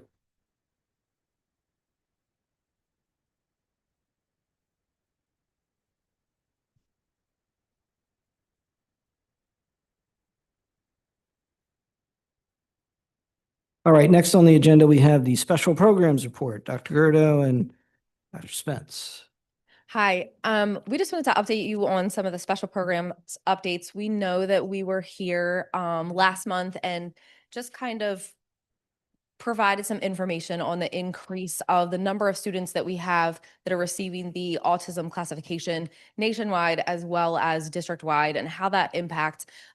It's really impacting the growth of our RISE program. One of the other things that we highlighted last month was the number of students that we have in the middle school or in fifth grade that will move to middle school next year. So next year is a big expansion year for our RISE program. So we've spent the majority of the month really communicating and listening to all of our stakeholder groups and taking the feedback to really move towards a common goal of just providing our students with the most appropriate programming. Steve, if you can go to the next slide. Thanks. So as a result of the feedback, we really heard some common themes or common goals that we wanted to work towards as we look at how to kind of shift programmatically as a district. So one of the things that we heard was maintaining one special program in a building was really important. When we added in a second special program or got too many special program classrooms within a building, it really strains the system from a facilities perspective, from a staffing perspective, and then that really impacts how we're able to individually plan for students. One of the other common themes or goals that we want to work towards is just increasing um, the number of opportunities that our students have to not only develop peer relationships but maintain those relationships long term. So really allowing students the opportunity to move with cohorts for a longer period of time, knowing that when our students get into the community or have post-secondary experiences, those peer relationships are what they really rely on to support them once they leave us.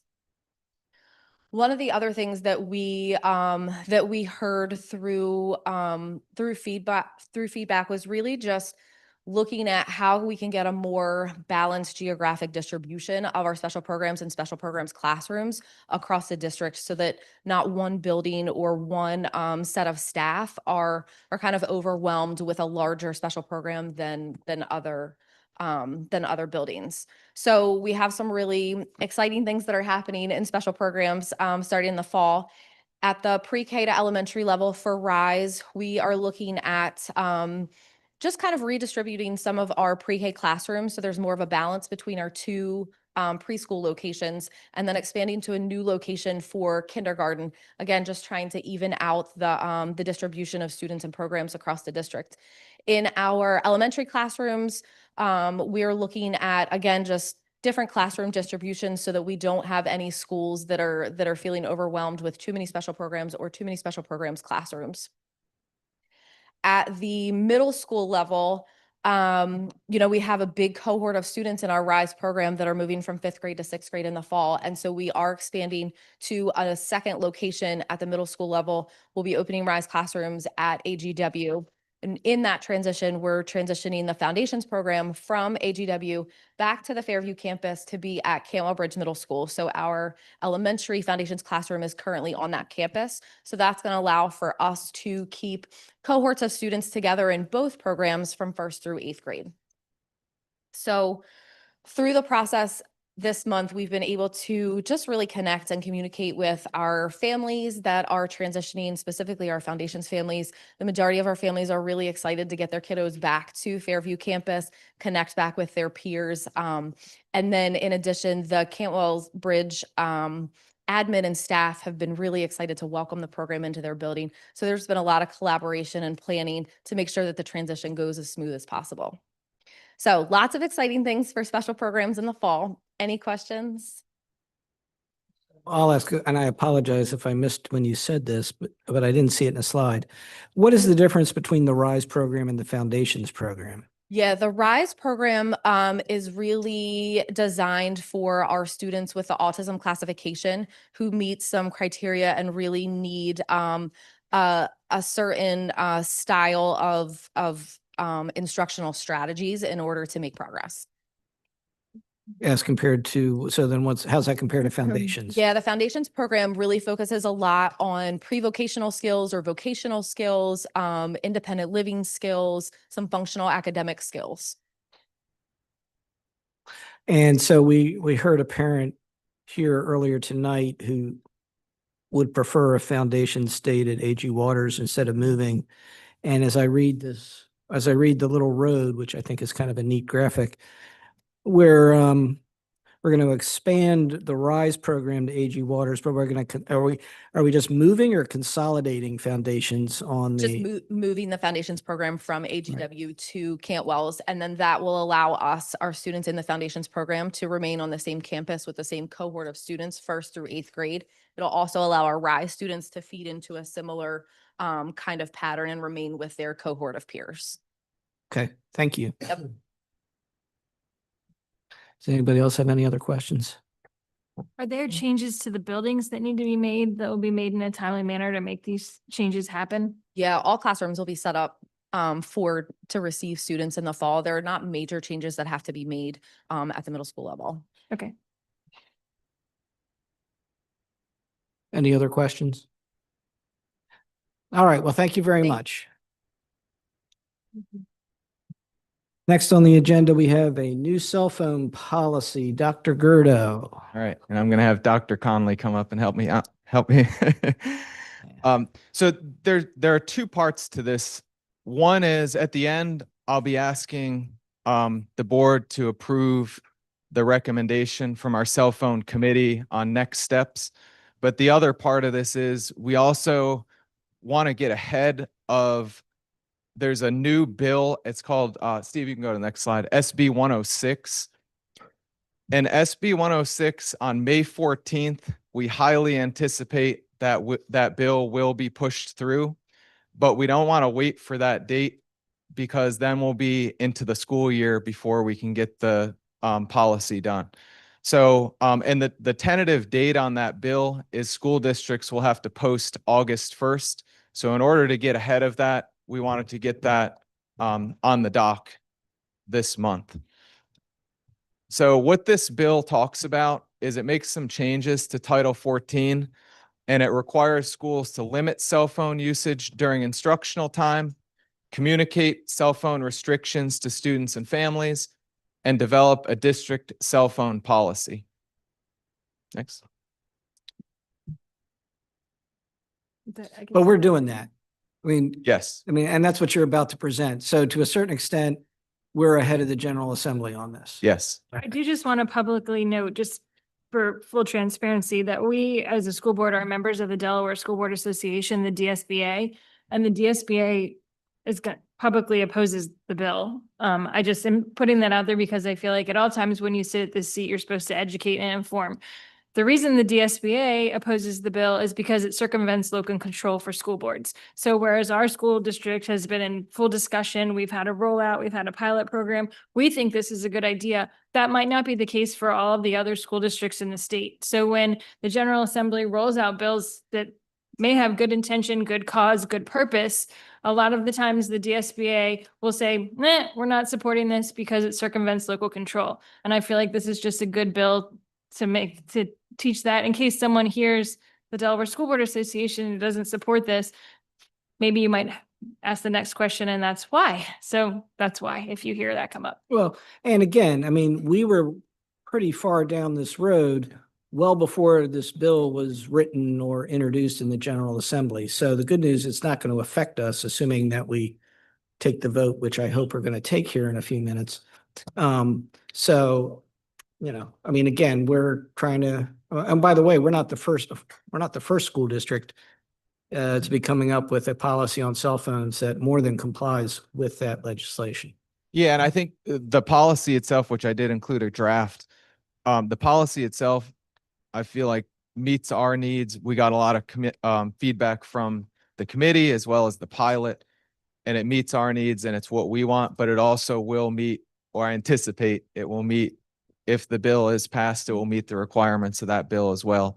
I just figured I should point it out yeah, as a it's good. teacher moment. They also often oppose things that include unfunded mandates. So if a school district's budget hasn't taken something on and the state's saying you have to do this, school boards usually say, that's not what we decided. So I just teachable moment. And there is, it hasn't been approved yet, but there is a preliminary budget figure of $500,000 proposed for this as well to support school districts.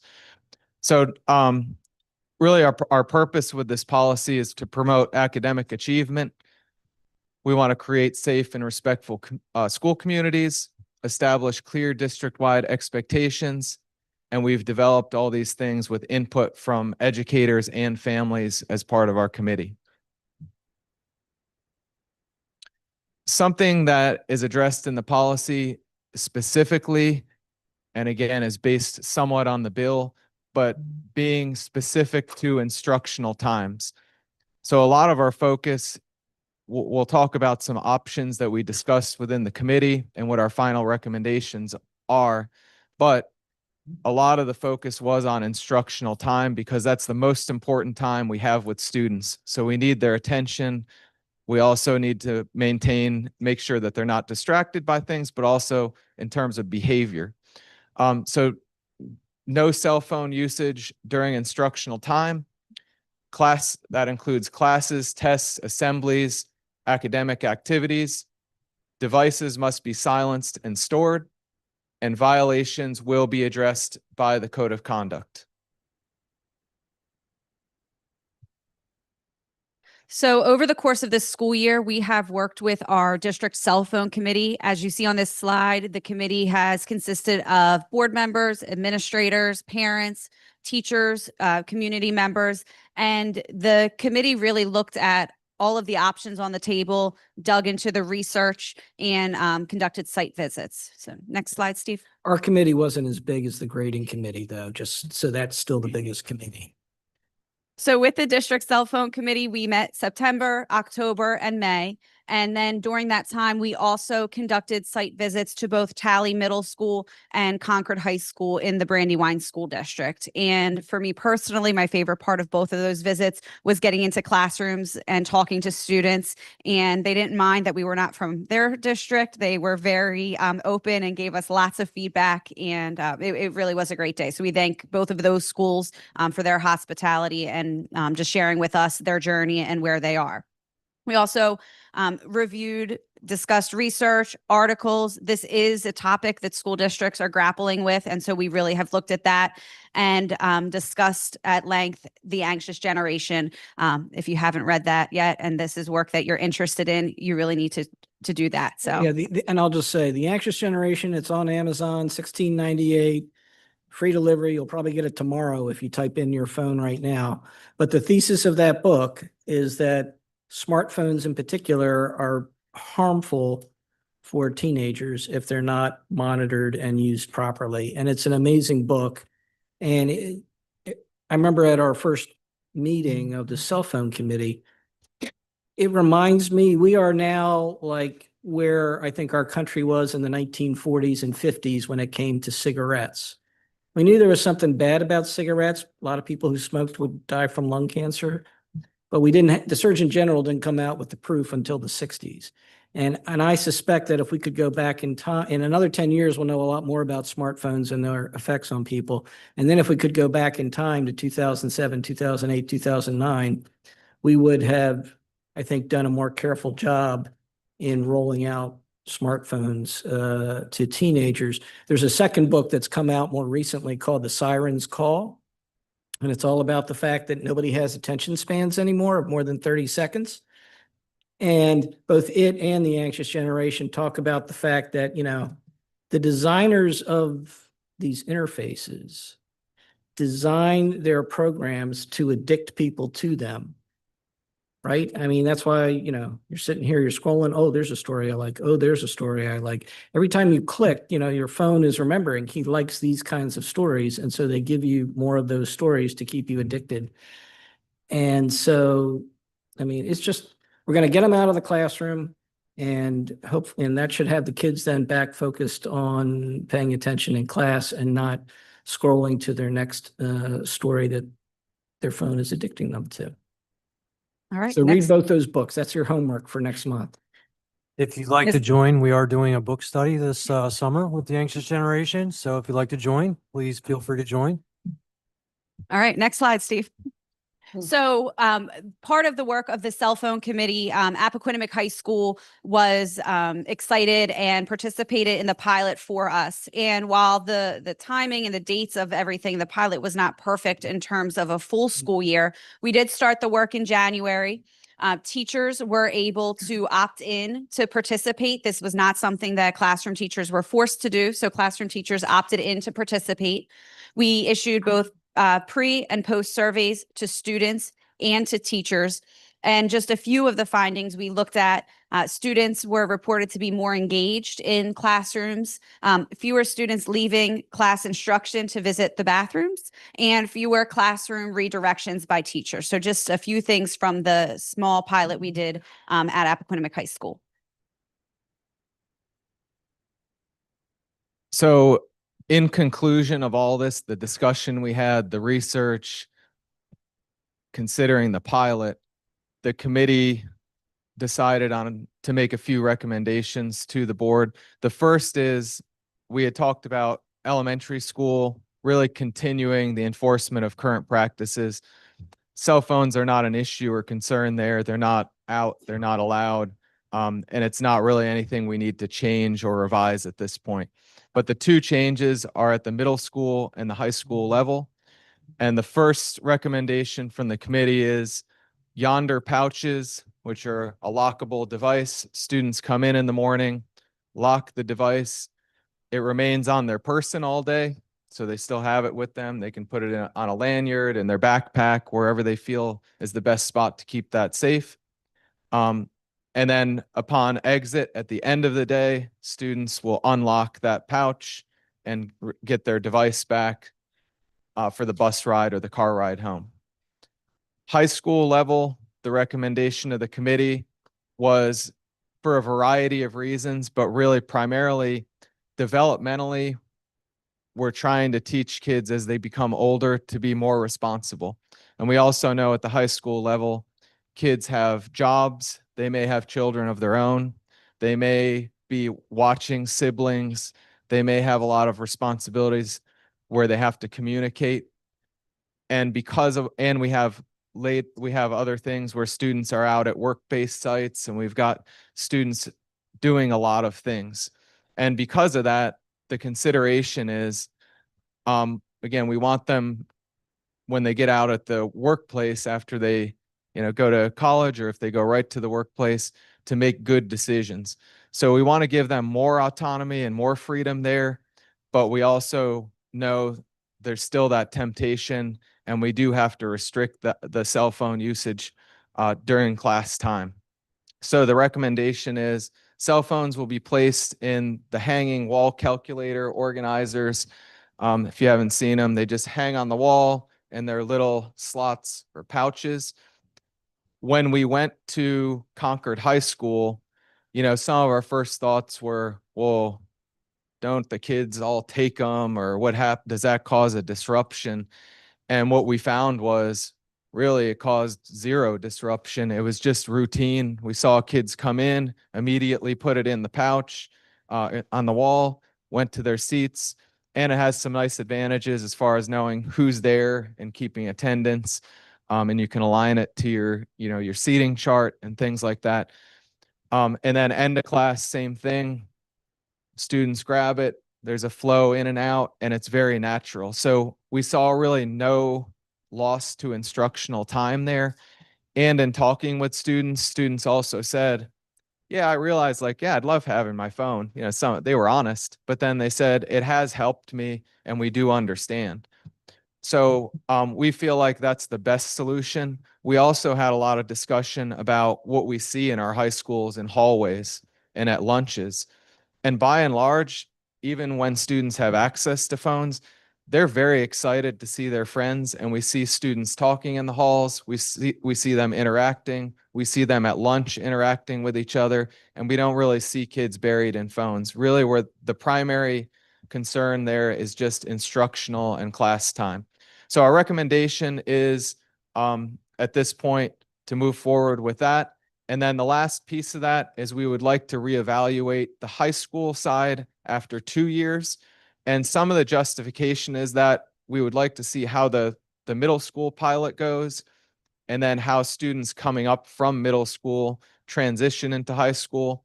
And we just want to go back and reevaluate, just as we always would with anything, to make sure we're sound in our practice and if we need to make any tweaks there. So that portion of it, I am asking the board to vote or make approval this evening. And then on policy 6123 itself, that'll be in July when we vote on that for the second reading. So, A question. yeah, go ahead. I'm sorry. Go ahead. I'm not super familiar with a Yonder pouch. Can you explain to me, as a parent in the district, if there was an emergency and I had a middle school student and it's locked, how's the whole unlocking process go in the event of emergency? So a few things. The pouch itself, it has a flap on it, and then it's relatively easy. You just close it and it locks on its own. It doesn't require any sort of device to lock it. where you need the devices to unlock it. It's almost it's a magnetic device, and then they're unlocking stations. There are a couple things to consider there. In working closely with law enforcement, as well as, you know, our roles in safety and security as well, really in the case of an emergency, you want all communication coming from the school, and you want teachers with training and firsthand knowledge of what's happening and giving directions to be giving and feeding information to kids. So in many cases, it's a bigger hindrance for students to have, and there are other secondary effects too, such as jamming up cell phone lines and overwhelming things for first responders and others that need it. So the recommendation from law enforcement is that students do not have access to that during an emergency. Now, what we would do is, if there were some extended emergency, so we'd be communicating, we'd be telling parents what to do. If there was a relocation or a reunification, we would be telling parents where to go, how to pick up your child. But if students were in a situation where there were an extended lockdown or a period where they were in a classroom or area, and there was a safe opportunity to unlock those devices and be able to say to a parent, like, I'm okay, we can do that. There are ways to do that.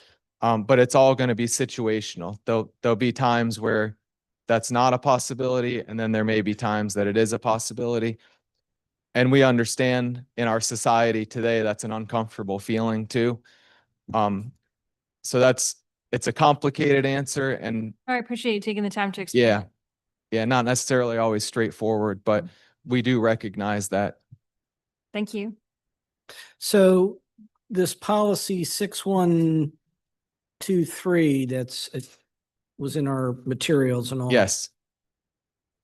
I mean, it sets forth a purpose. It says cell phone use is prohibited during instructional time, but it doesn't really describe what these two bullet points describe. I mean, shouldn't the policy itself set forth exactly how we're implementing the rule? I think we want to keep the policy and the procedure separate. So we can put the procedure in the code of conduct, and we can communicate the procedure with parents. But as far as the policy itself, we wanted to cover the items from Senate Bill 106 in a broader sense. Okay, so as long as we're going to tie the policy to the procedure, yes, that's fine. But then you're not proposing any procedure language to us, right? You're just showing us the policy right now. So, I mean, where is the procedure? How are we going to get to see the procedure language? Or yes, I can send that to you. We have it typed up. We have this, and then there's another section within chapter 1 of the code of conduct that we wrote some clarifying language in there as well. Yeah, so I mean, if you can just get that to us, I'd like. You should have it in your. There was a long. It's the entire marked up code. And we sent okay. that. But if if you don't have it, I'll. No, I've got it. Okay. All I right. probably just missed that section when I was thumbing Yeah, it's through. in chapter 1. It's like, Hey, look, I mean, please go back. Yeah, there's a lot there. Okay. Well, you know, I was on the committee and I was really impressed by everybody who served on the committee. And I was impressed by the two of you and your leadership of the committee. And I know Dr. Pullman was there also as part of the committee. And we had a lot of good discussions.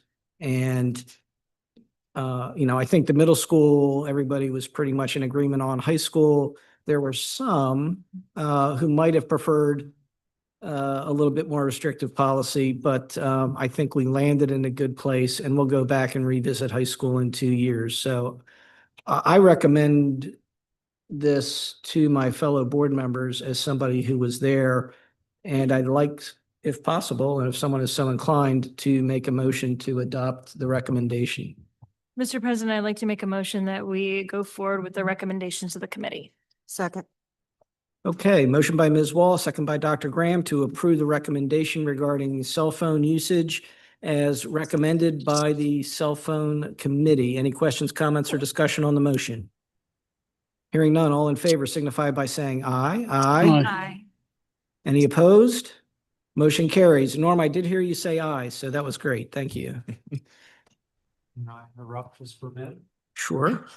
All right, I'm going to take a short commercial break here.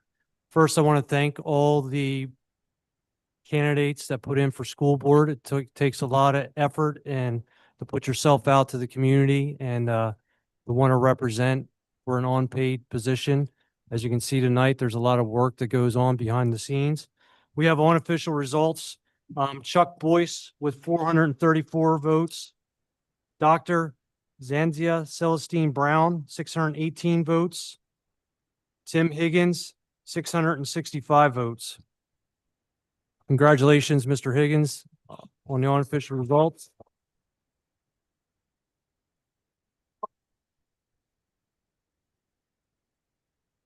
And even if you weren't successful tonight, we are thankful that you put in, and there's always opportunities within the district to serve on committees and task force. So please do not become a stranger. Thank you.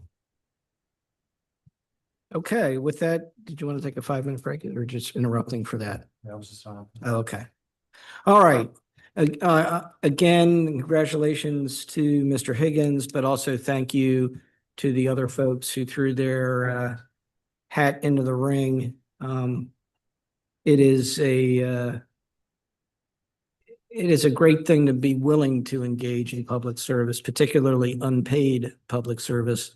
And so all three candidates are to be thanked for being willing to serve. Next on the agenda, we have construction updates. Mr. Hopkins.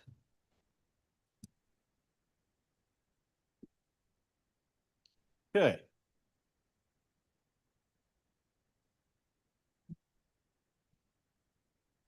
All right, Steve, let's go with it. All right, as you can see, we're starting to come together now. Everything's starting to finish up. We've got the paving all the way around the front of the building. Most of the pave or the sidewalk is in as well. We got a few spots here and here that are going to get pumped in tomorrow, and this area here will be done. The striping is going to happen hopefully sometime this week with weather permitting. So we'll get the striping in, and at that point, at the first of next week, on the 17th or 19th, we're going to start bringing in furniture into the admin area. And then on the week of the 28th, tractor trailers will start rolling in. We'll start loading up the classrooms of furniture. So the whole building is well underway, and we're moving towards a temporary CO. From here, you can see the back of the building. It's kind of tightening up some back here too. This is where the new fence will come down this way for demolition to start, and then we'll finish up this area this way.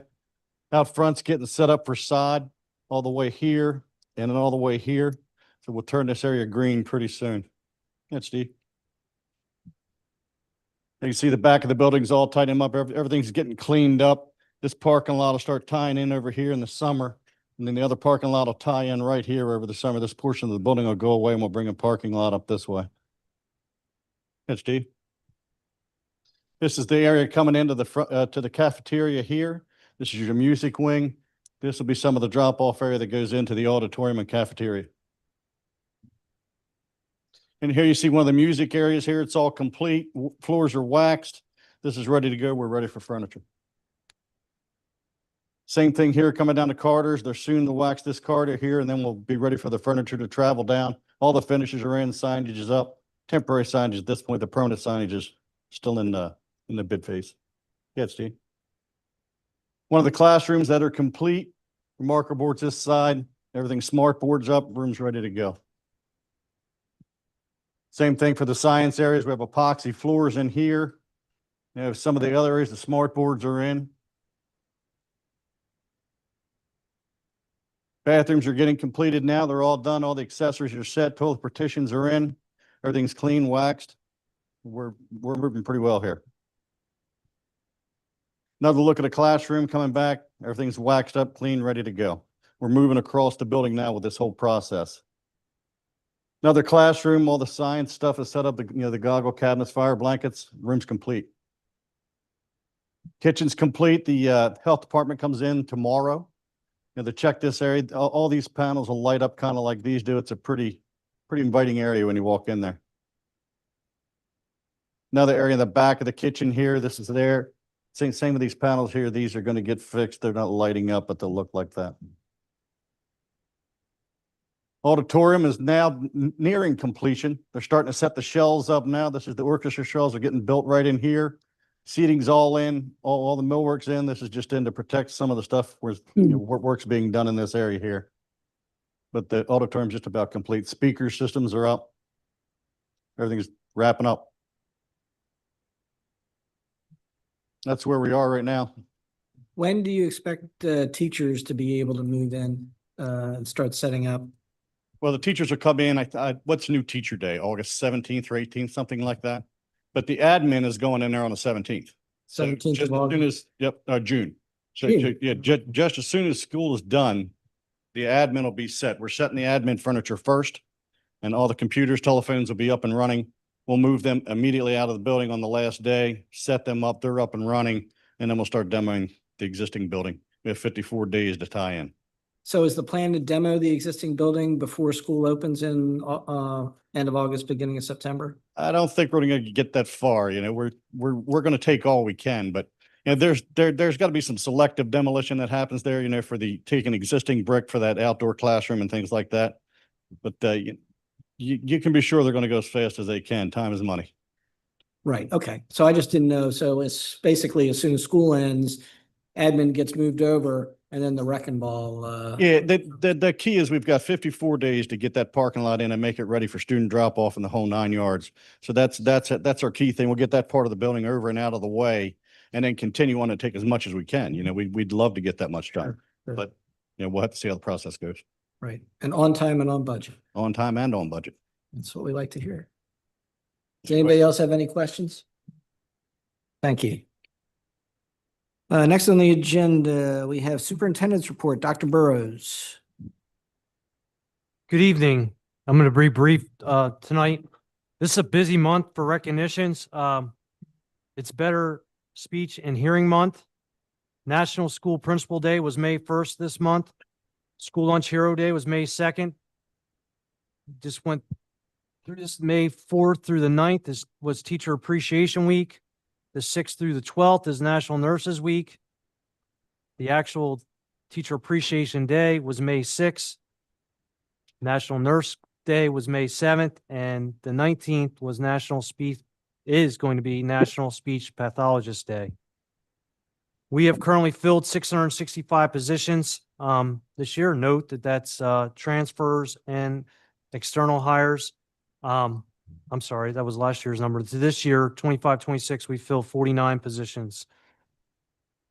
Currently, we're up 204 students from our September 30th count. That takes us to a student population of 13,101 students. Any questions? Any questions for Dr. Burrows? What was the number of students that we currently are at again? 13,101. 13,101. Thank you. Any other questions? Hearing none. Okay, next on the agenda, we have board comments, and we will start from the booming voice from above. Mr. Abrams.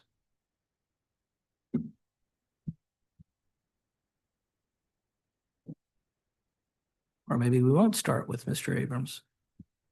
Norm, Am I there or not? There you are. Okay. As we approach the end of the year, I just want to take a moment to thank everybody who has worked tirelessly on committees behind the scenes at local schools that have made this year as successful as it has been. Just want to make a special thank out to them, and to 3 board candidates tonight. Thank you for taking the time and interest to run. Maybe the outcome isn't what you wanted tonight, but please consider staying on and helping. We always need help. And I'd like to just thank everybody who went out and voted today. Thank you. All right, thank you. Ms. DeWitt. My sentiments as well, what Norm said. So thank the teachers for, a good year, and the candidates for taking a step up to run for board. Okay, thank you. Dr. Graham. Thank you. So just quickly, as mentioned, thank you to everyone that has committed to the success of the school year. I think one of the most joyous times is upon us, where we get to participate and the different award nights at the high schools. I'm very much looking forward to that. And then subsequently, obviously, the culmination of it all with graduation on June 7th. So very much looking forward to seeing many of you, I guess, as we attend these different events. And thank you all for your continued commitment to do what's best for students. Thank you, Ms. Wall.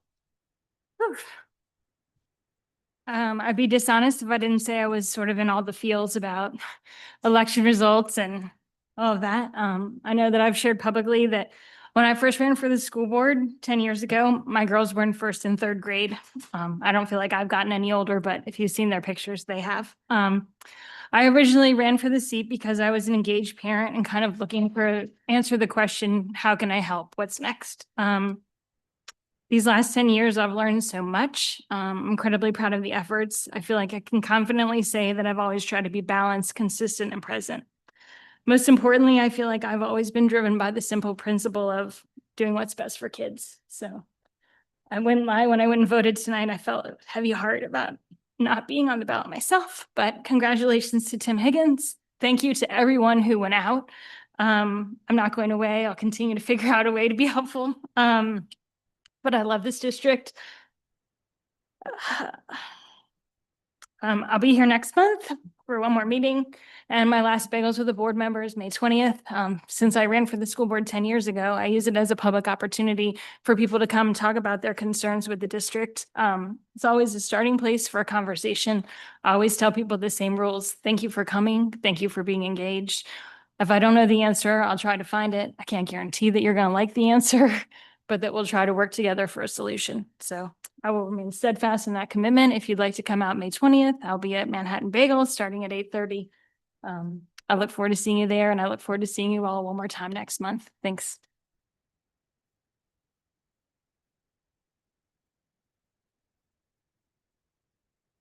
You still got at least 2 workshops and a school board meeting, so that sounded an awful lot like a valedictory speech. But I did take a note. You said you'll figure out a way to continue to be helpful, and we definitely will take you up on that. 2 weekends ago, I just want to say real quick, 2 weekends ago, they had the school district elementary art show at the Newcastle Library there in Middletown on 299. And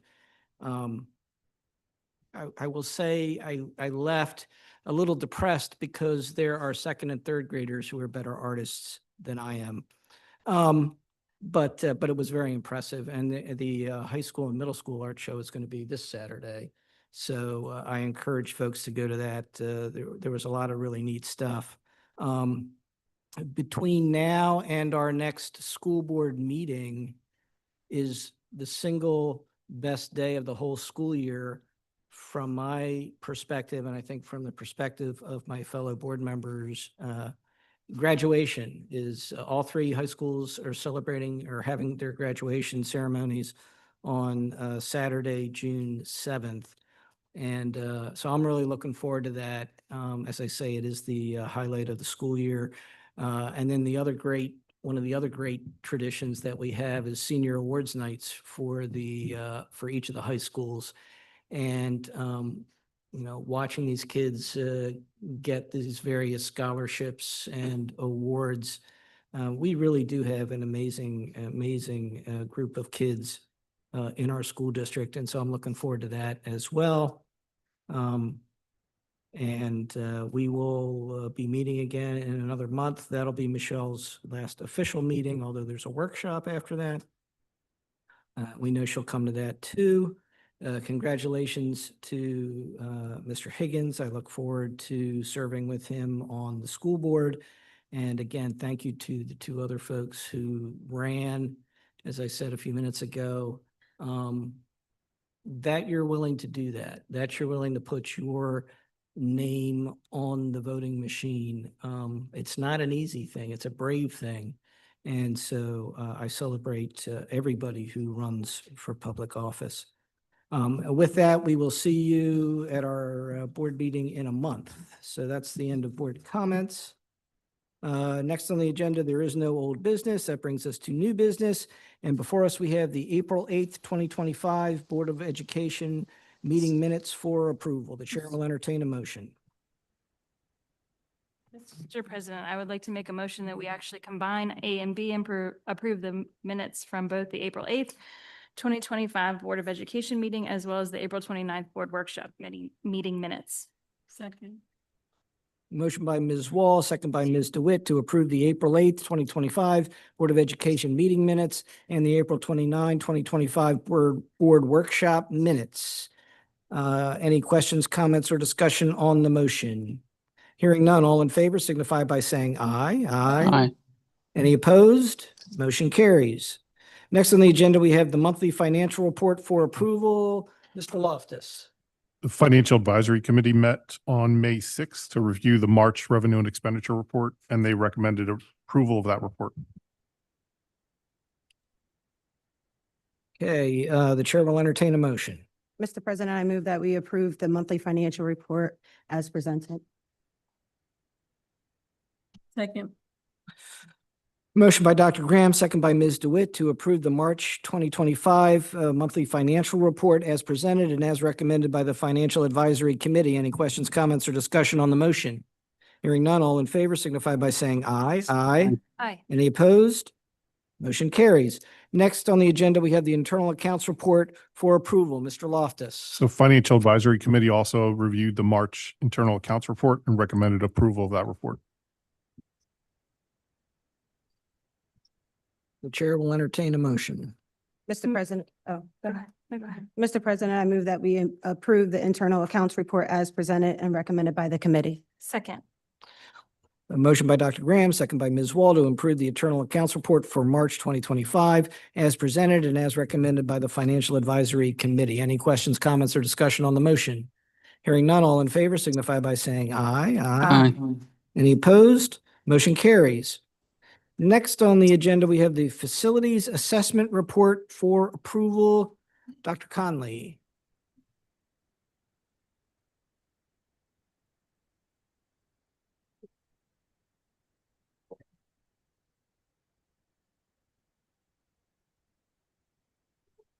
All right, good evening, everyone. With me this evening is Mr. Andy Walton, our facilities supervisor, and we are here tonight to present the Appoquinimink School District Repair and Maintenance Plan for approval. So the purpose of our presentation this evening is to seek approval for our district repair and maintenance plan. We are required to do this. This is the second year in a row we are required to do this from Senate Bill 270. But I do want to make sure I make note, our district has always had a maintenance plan, repair plan, and long before my time in the district, and I'm going to assume Mr. Walton's time in the district, we've had this plan. We take great pride in our facilities here in our district. Next slide, Steve.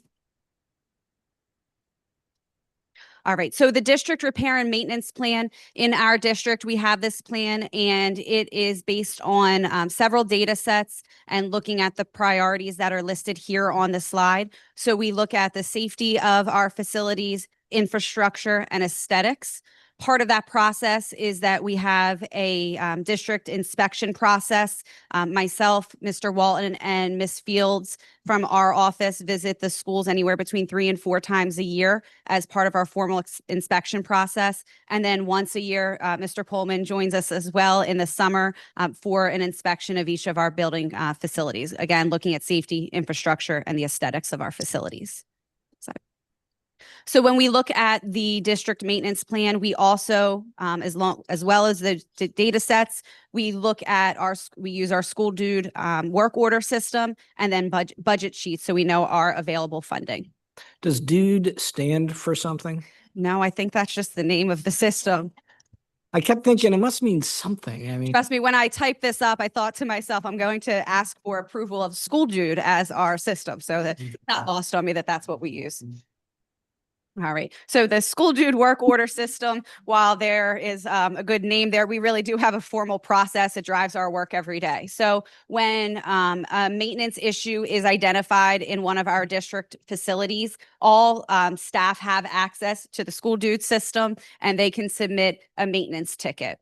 From there, our chief custodians look at those maintenance tickets on a daily or even hourly basis to make sure that we're being extremely responsive to the needs of our buildings. Our chief custodians work to evaluate the issue, and then if they can fix the issue, make the repair themselves, they do that. If not, they push the ticket through to Mr. Walton, who then looks at the issue and determines if it's something that our facilities team can fix in-house, or depending on the size or complexity of the issue, if we need to bring in a specialist or a contractor. And then reoccurring issues submitted in that work order system indicate, the need for larger system renovations or replacement. So we use this system to drive that work and planning. And do we have a budget for this is a line item in the budget that we're drawing against, right? You're beating me to my next two slides. Yes, we do. When we have a budget, and we have multiple budgets that we use to address the needs of our facilities. So we have these budget spreadsheets that are available, and we are lucky to have two people working in our office as secretaries who really make sure that Andy and I follow all of the rules that we need to, and using the available funding resources. So those two buckets of funds that we use are our minor cap funds and our maintenance funds. And when we look at minor cap funds, these are funds that can only be used. They're very specific in what they can be used for. It's any type of labor work with outside contractors for repairs and improvements to buildings, HVAC systems, plumbing, electrical, carpentry, exterior ground repairs, and we have to follow Delaware state code and state of Delaware budget and accounting manual guidelines. So minor capital funds are very specific in how we can use those. Do we have to use outside contractors, or can we spend it and do the work ourselves? We always prefer to do the work ourselves if we can. Okay, well, I just want to make sure, because the way this suggested that we can only spend it for labor work with outside contractors. Just We buy material, comes out of maintenance budget, even if our team can fix things. Well, you say, but so we get minor cap funds. If we buy material, it comes out of the maintenance budget if our guys do fix it. But if we hire somebody, it's all minor capital. So we have to hire somebody in order for it to be minor cap. That was my question. Okay. So with maintenance funds, it's any supplies that we purchase, cleaning supplies, any type of building materials, equipment, vehicles, repair to small equipment, machinery, and maintenance funds can be used to pay for minor cap expenses. Minor cap cannot be used to pay for maintenance expenses. So that was within the first hour or two of me joining the facilities team that I was very clear on how I can spend those funds. So we also look at our capacity reports and programmatic planning, and then also our building utilization. So when we look at reports and plans, we track available space within our schools and our buildings, looking at where renovations are necessary. If programs need to shift from one building to another, we do look at that regularly to ensure that we are always making sure that building capacity is being met within our buildings. And then we also have our building utilization committee.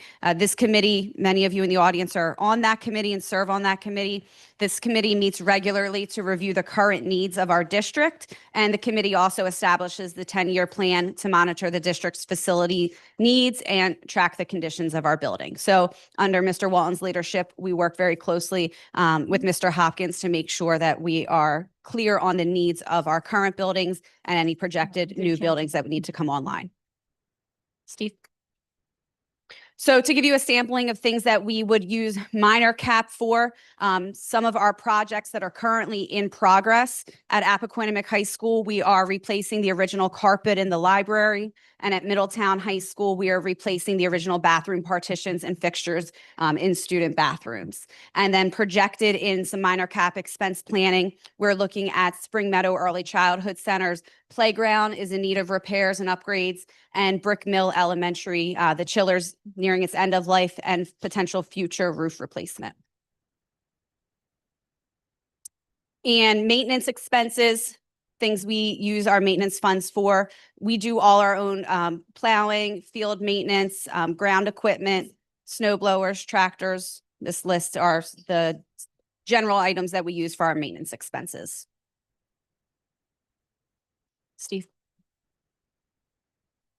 So I do need approval from the school board that we have a plan. It is using the school dude system as our maintenance plan to meet the needs of Senate Bill 270 tonight. I would like to make a motion that the school board would approve using School Dude and to be in compliance with Senate Bill 270. Second. Motion by Ms. Wall, second by Ms. DeWitt to, I guess, approve the use of School Dude, whoever he is, as our district repair and maintenance plan. Questions, comments, or discussion on the motion? My question is that really what, should we have like a one-page something in writing that's the plan rather than just, because School Dude, at least as I understand it, is a software system, right? That you just plug into, here's what I need, it gets put into the system for queuing. That doesn't really strike me as a plan. I'm using air quotes. Mr. Fortunato, I was going to ask the same thing. I get we have to approve it, but can they like make it as a policy, to write it up like we Do normally you want me to do? rephrase my motion to approve the Appoquinimink School District Repair and Maintenance Plan as presented to include the software tool School Dude 1 second. to be in compliance with Senate Bill Okay, that's- 270? Yeah, I'm just, that was the only question, just to make sure whatever we're doing, we're in compliance. And I can also share. And evaluate on. Let me say that. Everything, so we can also supply those. board members. Well, I At mean, the- I don't mean to give you a hard time. I just want to, this says we have to adopt a plan, and you've described things that I would expect to see in a like 1-page or 2-page plan. I don't think they're looking for anything elaborate. I just think we need something in writing that we can say, this is our plan. This is it. What you've shown us tonight is a PowerPoint presentation, but is it really what the bill is It's a looking? facilities assessment report. Do you want that approved? Well, I just think we need like a 1 or 2-page thing that is called plan. Yeah, but I mean, are we going to approve? That's my question. Are we approving this PowerPoint as the plan? I mean, I've heard things that aren't in here, like, they evaluate the buildings every year and come up with lists and all that sort of stuff. I mean, do we want to have something that if the Department of Education walked into administration offices tomorrow and said, where is your plan? Are we going to hand them this? So we would hand them this as our process and our plan, and we'd also hand them the annual facilities assessment report that we're required to complete for each school building. Okay, so we're required, so do we reference having to do that report in here? Am I not? We can supply that to you. I don't need to see the report because I don't think the report is part of the plan. As long as it says somewhere in here that we do those reports, then I think we're good to go. Or else, Michelle, if you want to make a motion to approve this PowerPoint as our plan with the addition of the requirement to do a facilities report for each building once a year, then I think that probably would suffice. Okay, I'd like to strike my original motion. I'd like to make a motion that the board, would you like to, the board would approve this PowerPoint as our repair and maintenance plan to be in compliance with Senate Bill 270. In addition, the district will complete a facilities assessment report on every building that will be included with this plan. This plan also includes using the tool School Dude.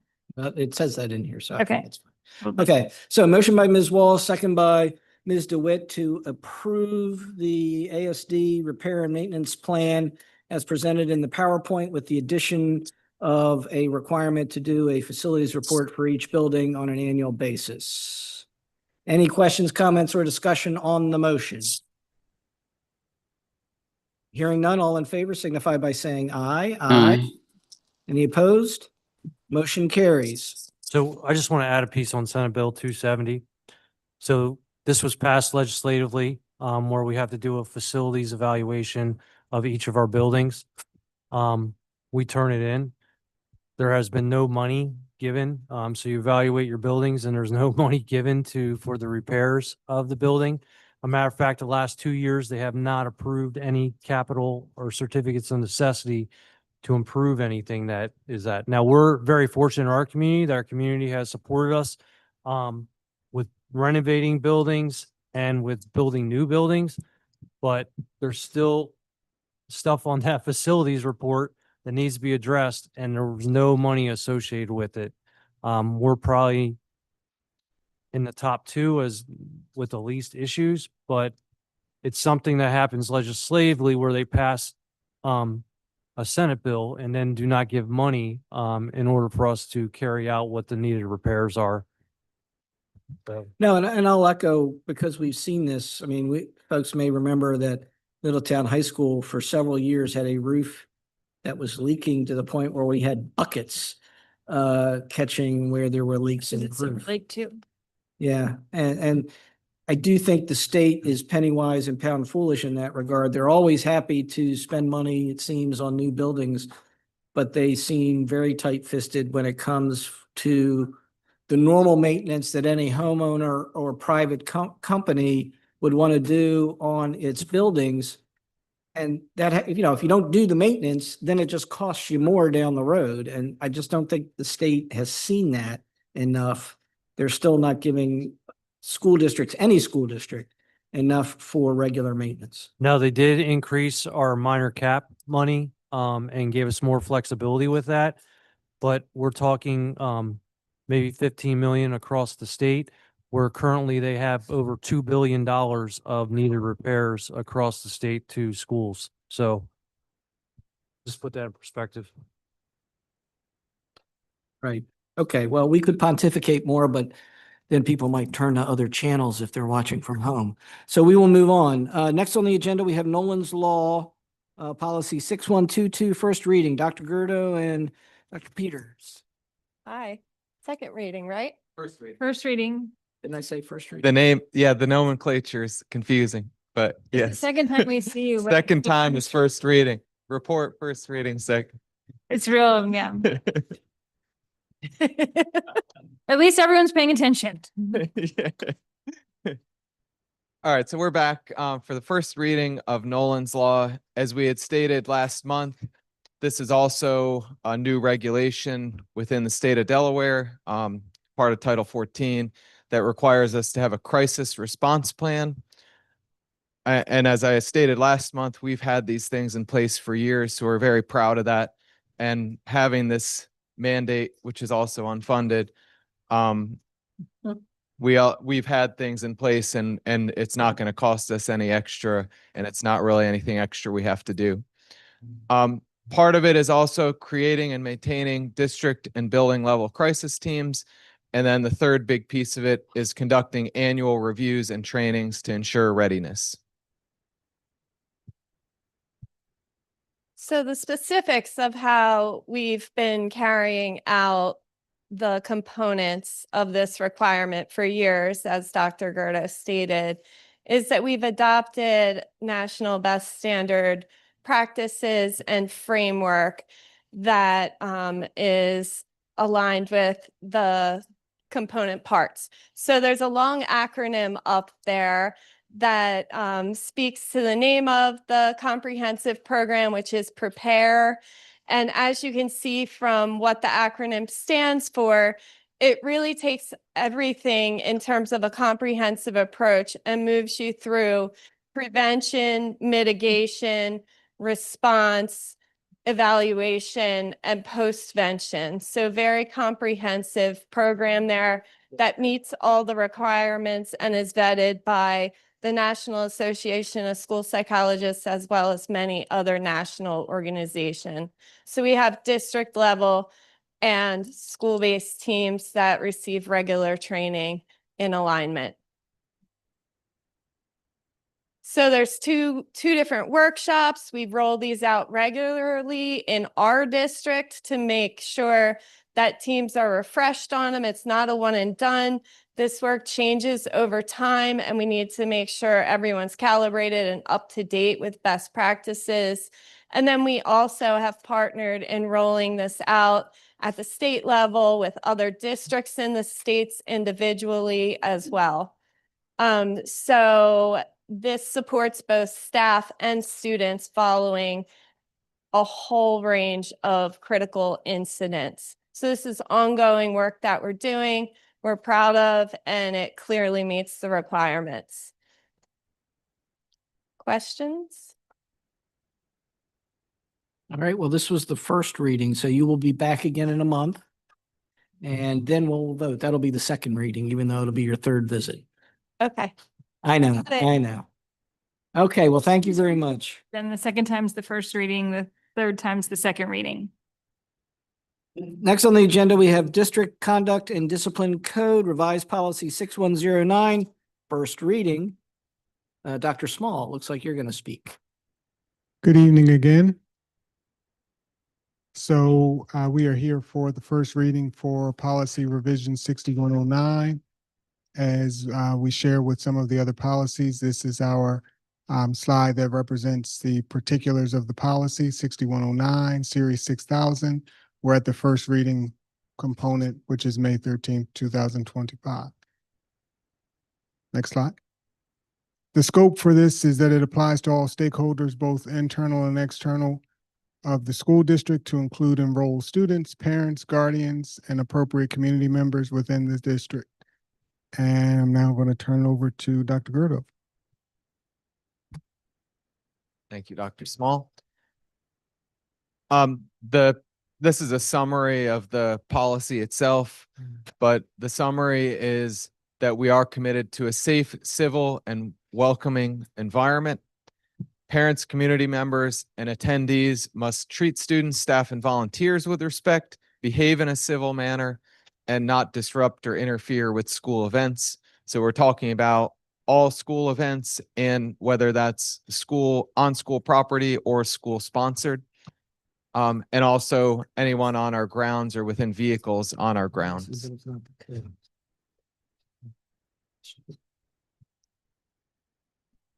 there any questions?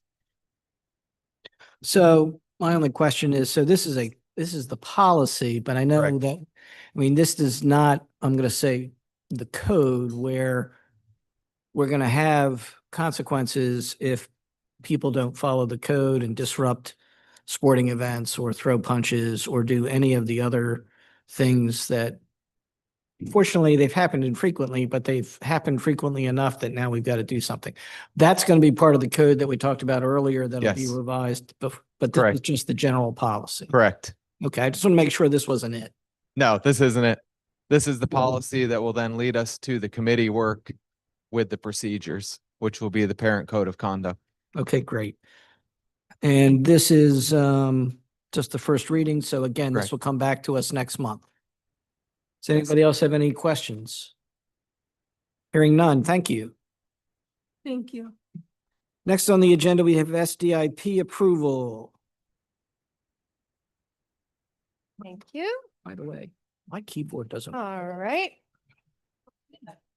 Yeah, we have a whole team approach here. So, This- so the $1 million question is what's CDIP? Oh, okay. Well, that is actually what I was going to lead with. So it's SDIP. And it's the Student Discipline Improvement Plan process. So after I defined it, I was going to say I will be referring to it as SDIP throughout the presentation here. So I'm Christy Peters from Student Services, and I'm co-presenting with Patrico Gilby, also from Student Services. And then we have building leads for their building level SDIP plans from each of the 4 schools that currently developed a plan. So we have Kellen Marmolejo from Cantwell's Bridge, Raven Collins from Appo High, Dan Sullivan from Meredith Middle, and Al Volpe from Reading Middle School. So I'm going to give you a brief overview of what the SDIP plan process is, and then turn it over to Patrico Gilby, who's going to walk you through some of the building specifics. So I have some words in bold here that stand out about the process. So it's a strategic planning process That does align with our other strategic planning processes in the district. It uses suspension data as the key metric, focuses on data-informed decision-making, and it's really aiming to close achievement gaps and elevate student outcomes. So these are the thresholds and ways that schools can be identified as required to develop these plans. So there's certain subgroups that are listed at the top there, including race, ethnicity, gender, grade level, limited English proficiency, students with disabilities, and also low income is another subgroup. So it can either be based on overall out of school suspension rates or based on discrepancies between the different subgroups rates.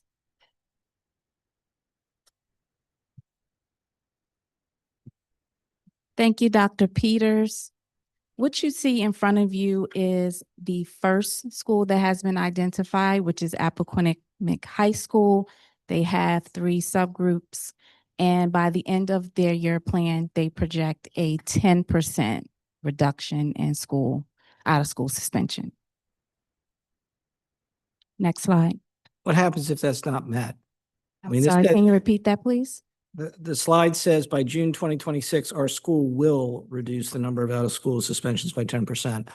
Suppose it Yes. only goes down 9%. If it only goes down to 9%, then we have more work to do. And keep in mind that these are actionable plans, so they can change over time. Okay, I mean, but I mean, this isn't tied to funding or anything. There's no.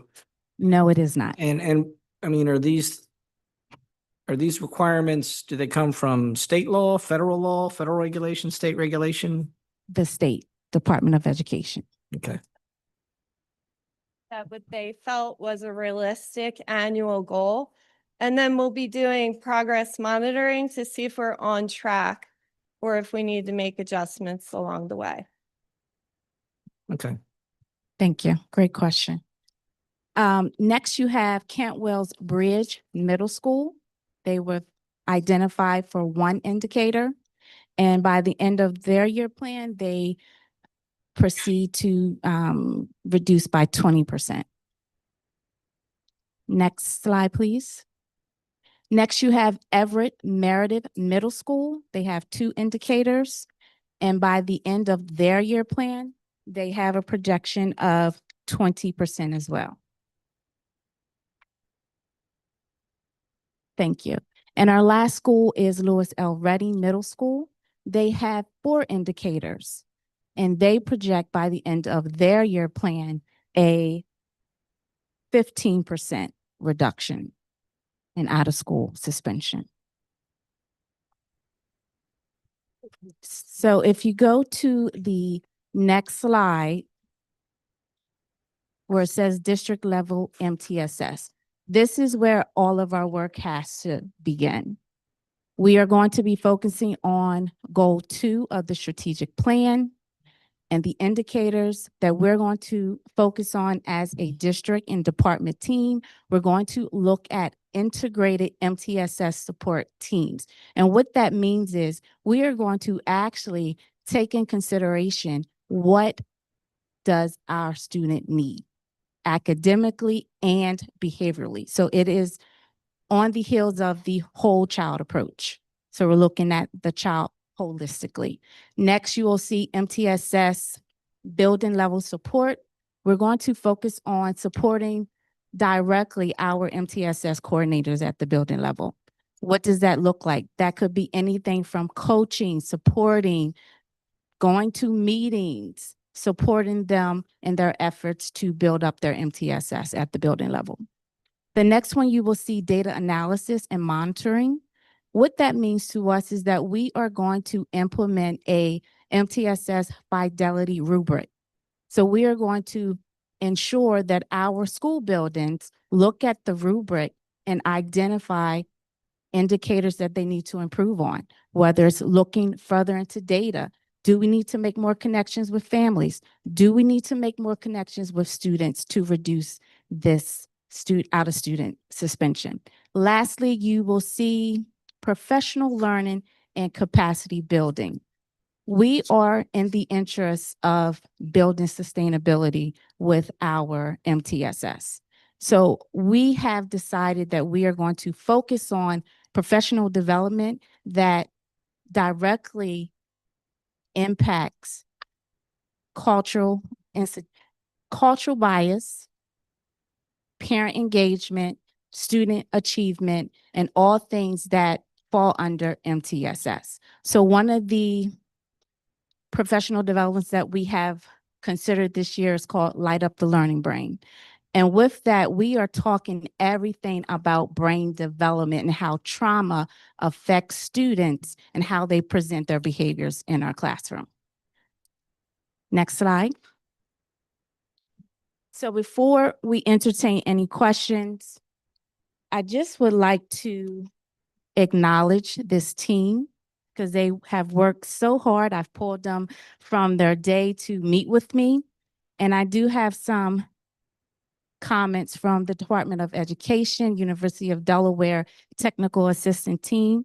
So the first thing that they had to say about your plan was that you have strong MTSS foundation with monthly data reviews. So kudos to that. They also mentioned that you targeted equity-centered goals aligned to state requirements. So thank you. And they also mentioned that there is a clear understanding of problem areas and commitment to improvement. So thank you again. That concludes my presentation. Or are there any questions? I have a few questions. Yes. One, thank you for this information. This may have been stated or I may have missed it. When did the SDIP process start? So it actually began in 2018, but it was interrupted by COVID because we need 3 consecutive meaningful years of data. So the data that's being used that found these schools to have met the threshold are school years 22, 23, and 24. So it's a 1-year lag data system. So this was the first year that schools across the state were flagged for meeting the thresholds and then, offered the opportunities and supports to partner in developing plans to strengthen supports and target reductions. Okay, thank you. And with the information you just stated, you may have already answered the question, but I'm gonna ask it again because I want to make sure. So with the increase in inflation and the loss of jobs, have you seen the low income group change, or is that data not available yet since you're just getting back into it and it just kind of happened in the beginning of this year? I'd say that's the hardest subgroup to get solid data regarding. But I'd say the same challenges persist across years in getting meaningful data for that population. So it does become then a point of comparison, even though we know there's some flawed data for different reasons and people's comfort with reporting or filling out forms. So that's always a difficult metric, but still, I think one that we take what we get, knowing there's gaps in it, and still try to target and see improvement. Okay. And I think you answered the question, my third question. So, what number is low income? Is it again, whatever information you get that determines the low income rate? Yes, I believe it's based on free and reduced lunch. That's what I was going to say. My understanding is that the That's low my income, understanding. that the free and reduced lunch is essentially a proxy for low income. Because I feel like that could change just like in the beginning of this year, like Well, it changes every year. I mean, with the new loss of jobs and inflation, I think it's going to be a huge that low income is gonna just open up. Yes. I mean, each of these subgroups fluxes for different reasons, even rises in students with disabilities that we serve changes over time. There's just different nuances to the way that we're comparing the subgroups, but yeah, one thing that's done to control for that is that the suspension data is always reported as number of suspensions out of 100 students. And then that makes that point of comparison a little bit easier than if we were talking percentiles, which can get skewed and harder to look at from point A to point B. And you may not, but Matt, you may know that. My recollection is that roughly 18% of our students qualify for free and reduced lunch. Is that about right? 18 or 20% district-wide? Yeah. I think the highest was 22%. Right. And just to put by way of comparison, there are districts to the north of us where the free and reduced lunch student population is like 32, 33%. I mean, we're fortunate in Appo, I'll say, to have a lower percentage. It's still much higher than I think a lot of people realize. I mean, it's really a big number. Yeah.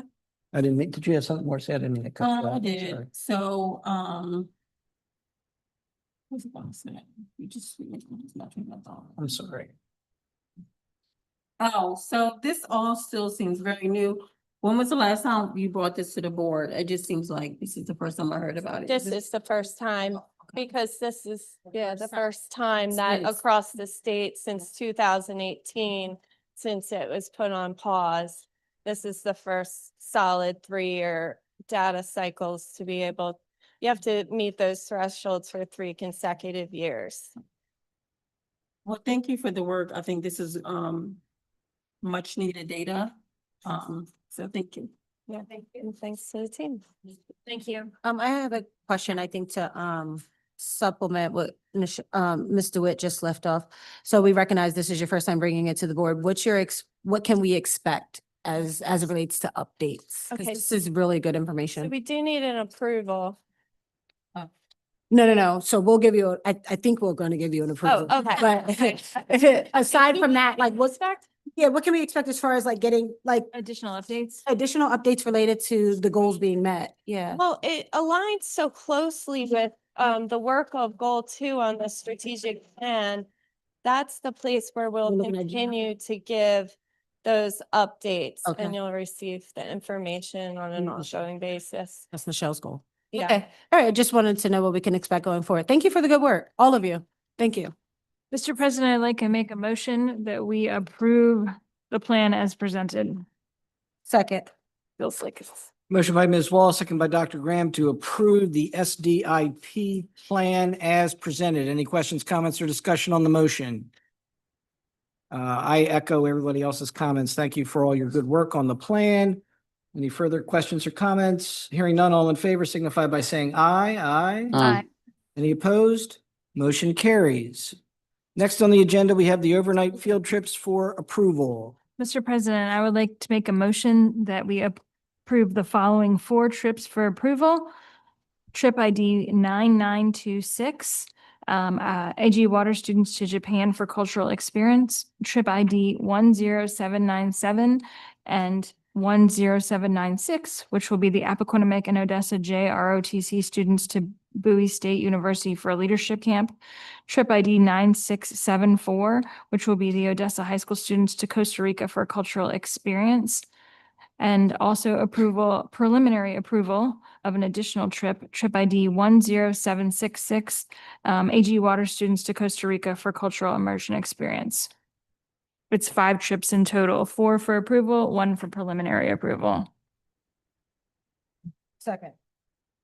Motion by Ms. Wall, second by Dr. Graham to approve 4 trips, trip IDs 9926, 10797, 10796, and 9674, and to give preliminary approval to trip ID 10766.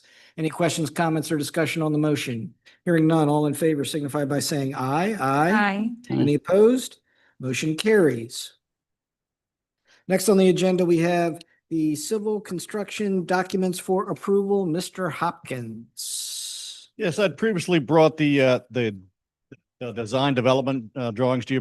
They were at 66% at that time, and they were approved. These are now 95% drawings. I'm recommending these drawings for approval. Like to We'll entertain any questions. make a motion that we approve the drawings as presented. I'm sorry, did someone second that? Yes. Oh, thank you. Okay.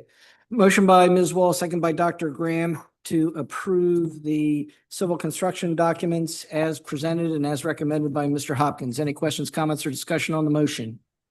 Hearing none, all in favor signify by saying aye. Aye. Any opposed? Motion carries. Next on the agenda, we have change orders for approval. Mr. Hopkins. We have a few changes or orders for approval that I'm recommending as presented. A few of them to point out, we had a $29,000 ad for additional scaffold rental. We also have a $65,000 change order for safety issues and just safety conditions that we had on the project throughout the project that's finally wound up. We also have a $26,000 credit that's coming back to us. With that, I'm seeking approval of the change orders as submitted. Mr. President, I make a motion that we approve the change orders as presented. Second. Motion by Ms. Wall, second by Dr. Graham to approve the change orders as presented and as recommended for approval by Mr. Hopkins. Any questions, comments, or discussion on the motion? Hearing none, all in favor signify by saying aye. Any opposed? Motion carries. Next on the agenda, thank you. And thank you for keeping it all on time and on budget. Thank you for coming. Thank you. Next on the agenda, we have the personnel report for approval. Dr. Small. The personnel report for the May 2025 board meeting, along with the adjustments and names from executive session, have been presented for your approval. We're asking for that approval first for the hearing officer's recommendation on the employee matter 23250001. And then second, we are asking for your approval of the remainder of the personnel report. Mr. President, I would like to make two motions about the personnel report as presented. The first motion would be the recommendation of the hearing officer for employee number 2325001. I think there's an extra zero. Is it 3 zeros? There's 3 zeros. Okay, I only heard you say 2. Okay, so motion by Ms. Wall. Is there a second? Second.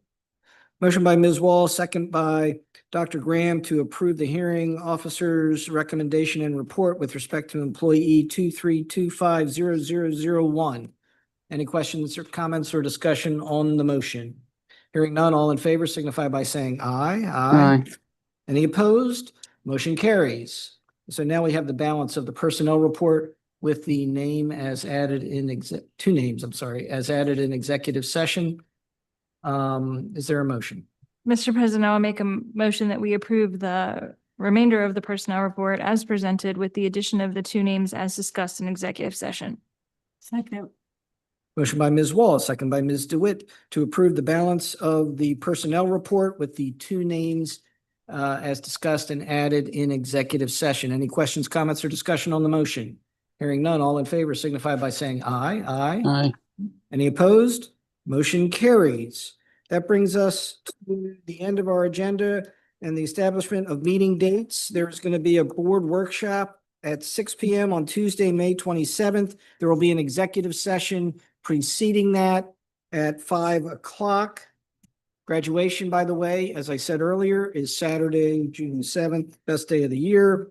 The Financial Advisory Committee meeting is on Tuesday, June 3rd at 6 p.m. in the Tony Marcio building just down the hill. And our next regular Board of Education meeting is Tuesday, June 10th, 7 p.m. here. We look forward to seeing people here in person. We look forward to seeing people on YouTube. Thank you all for coming. We are adjourned.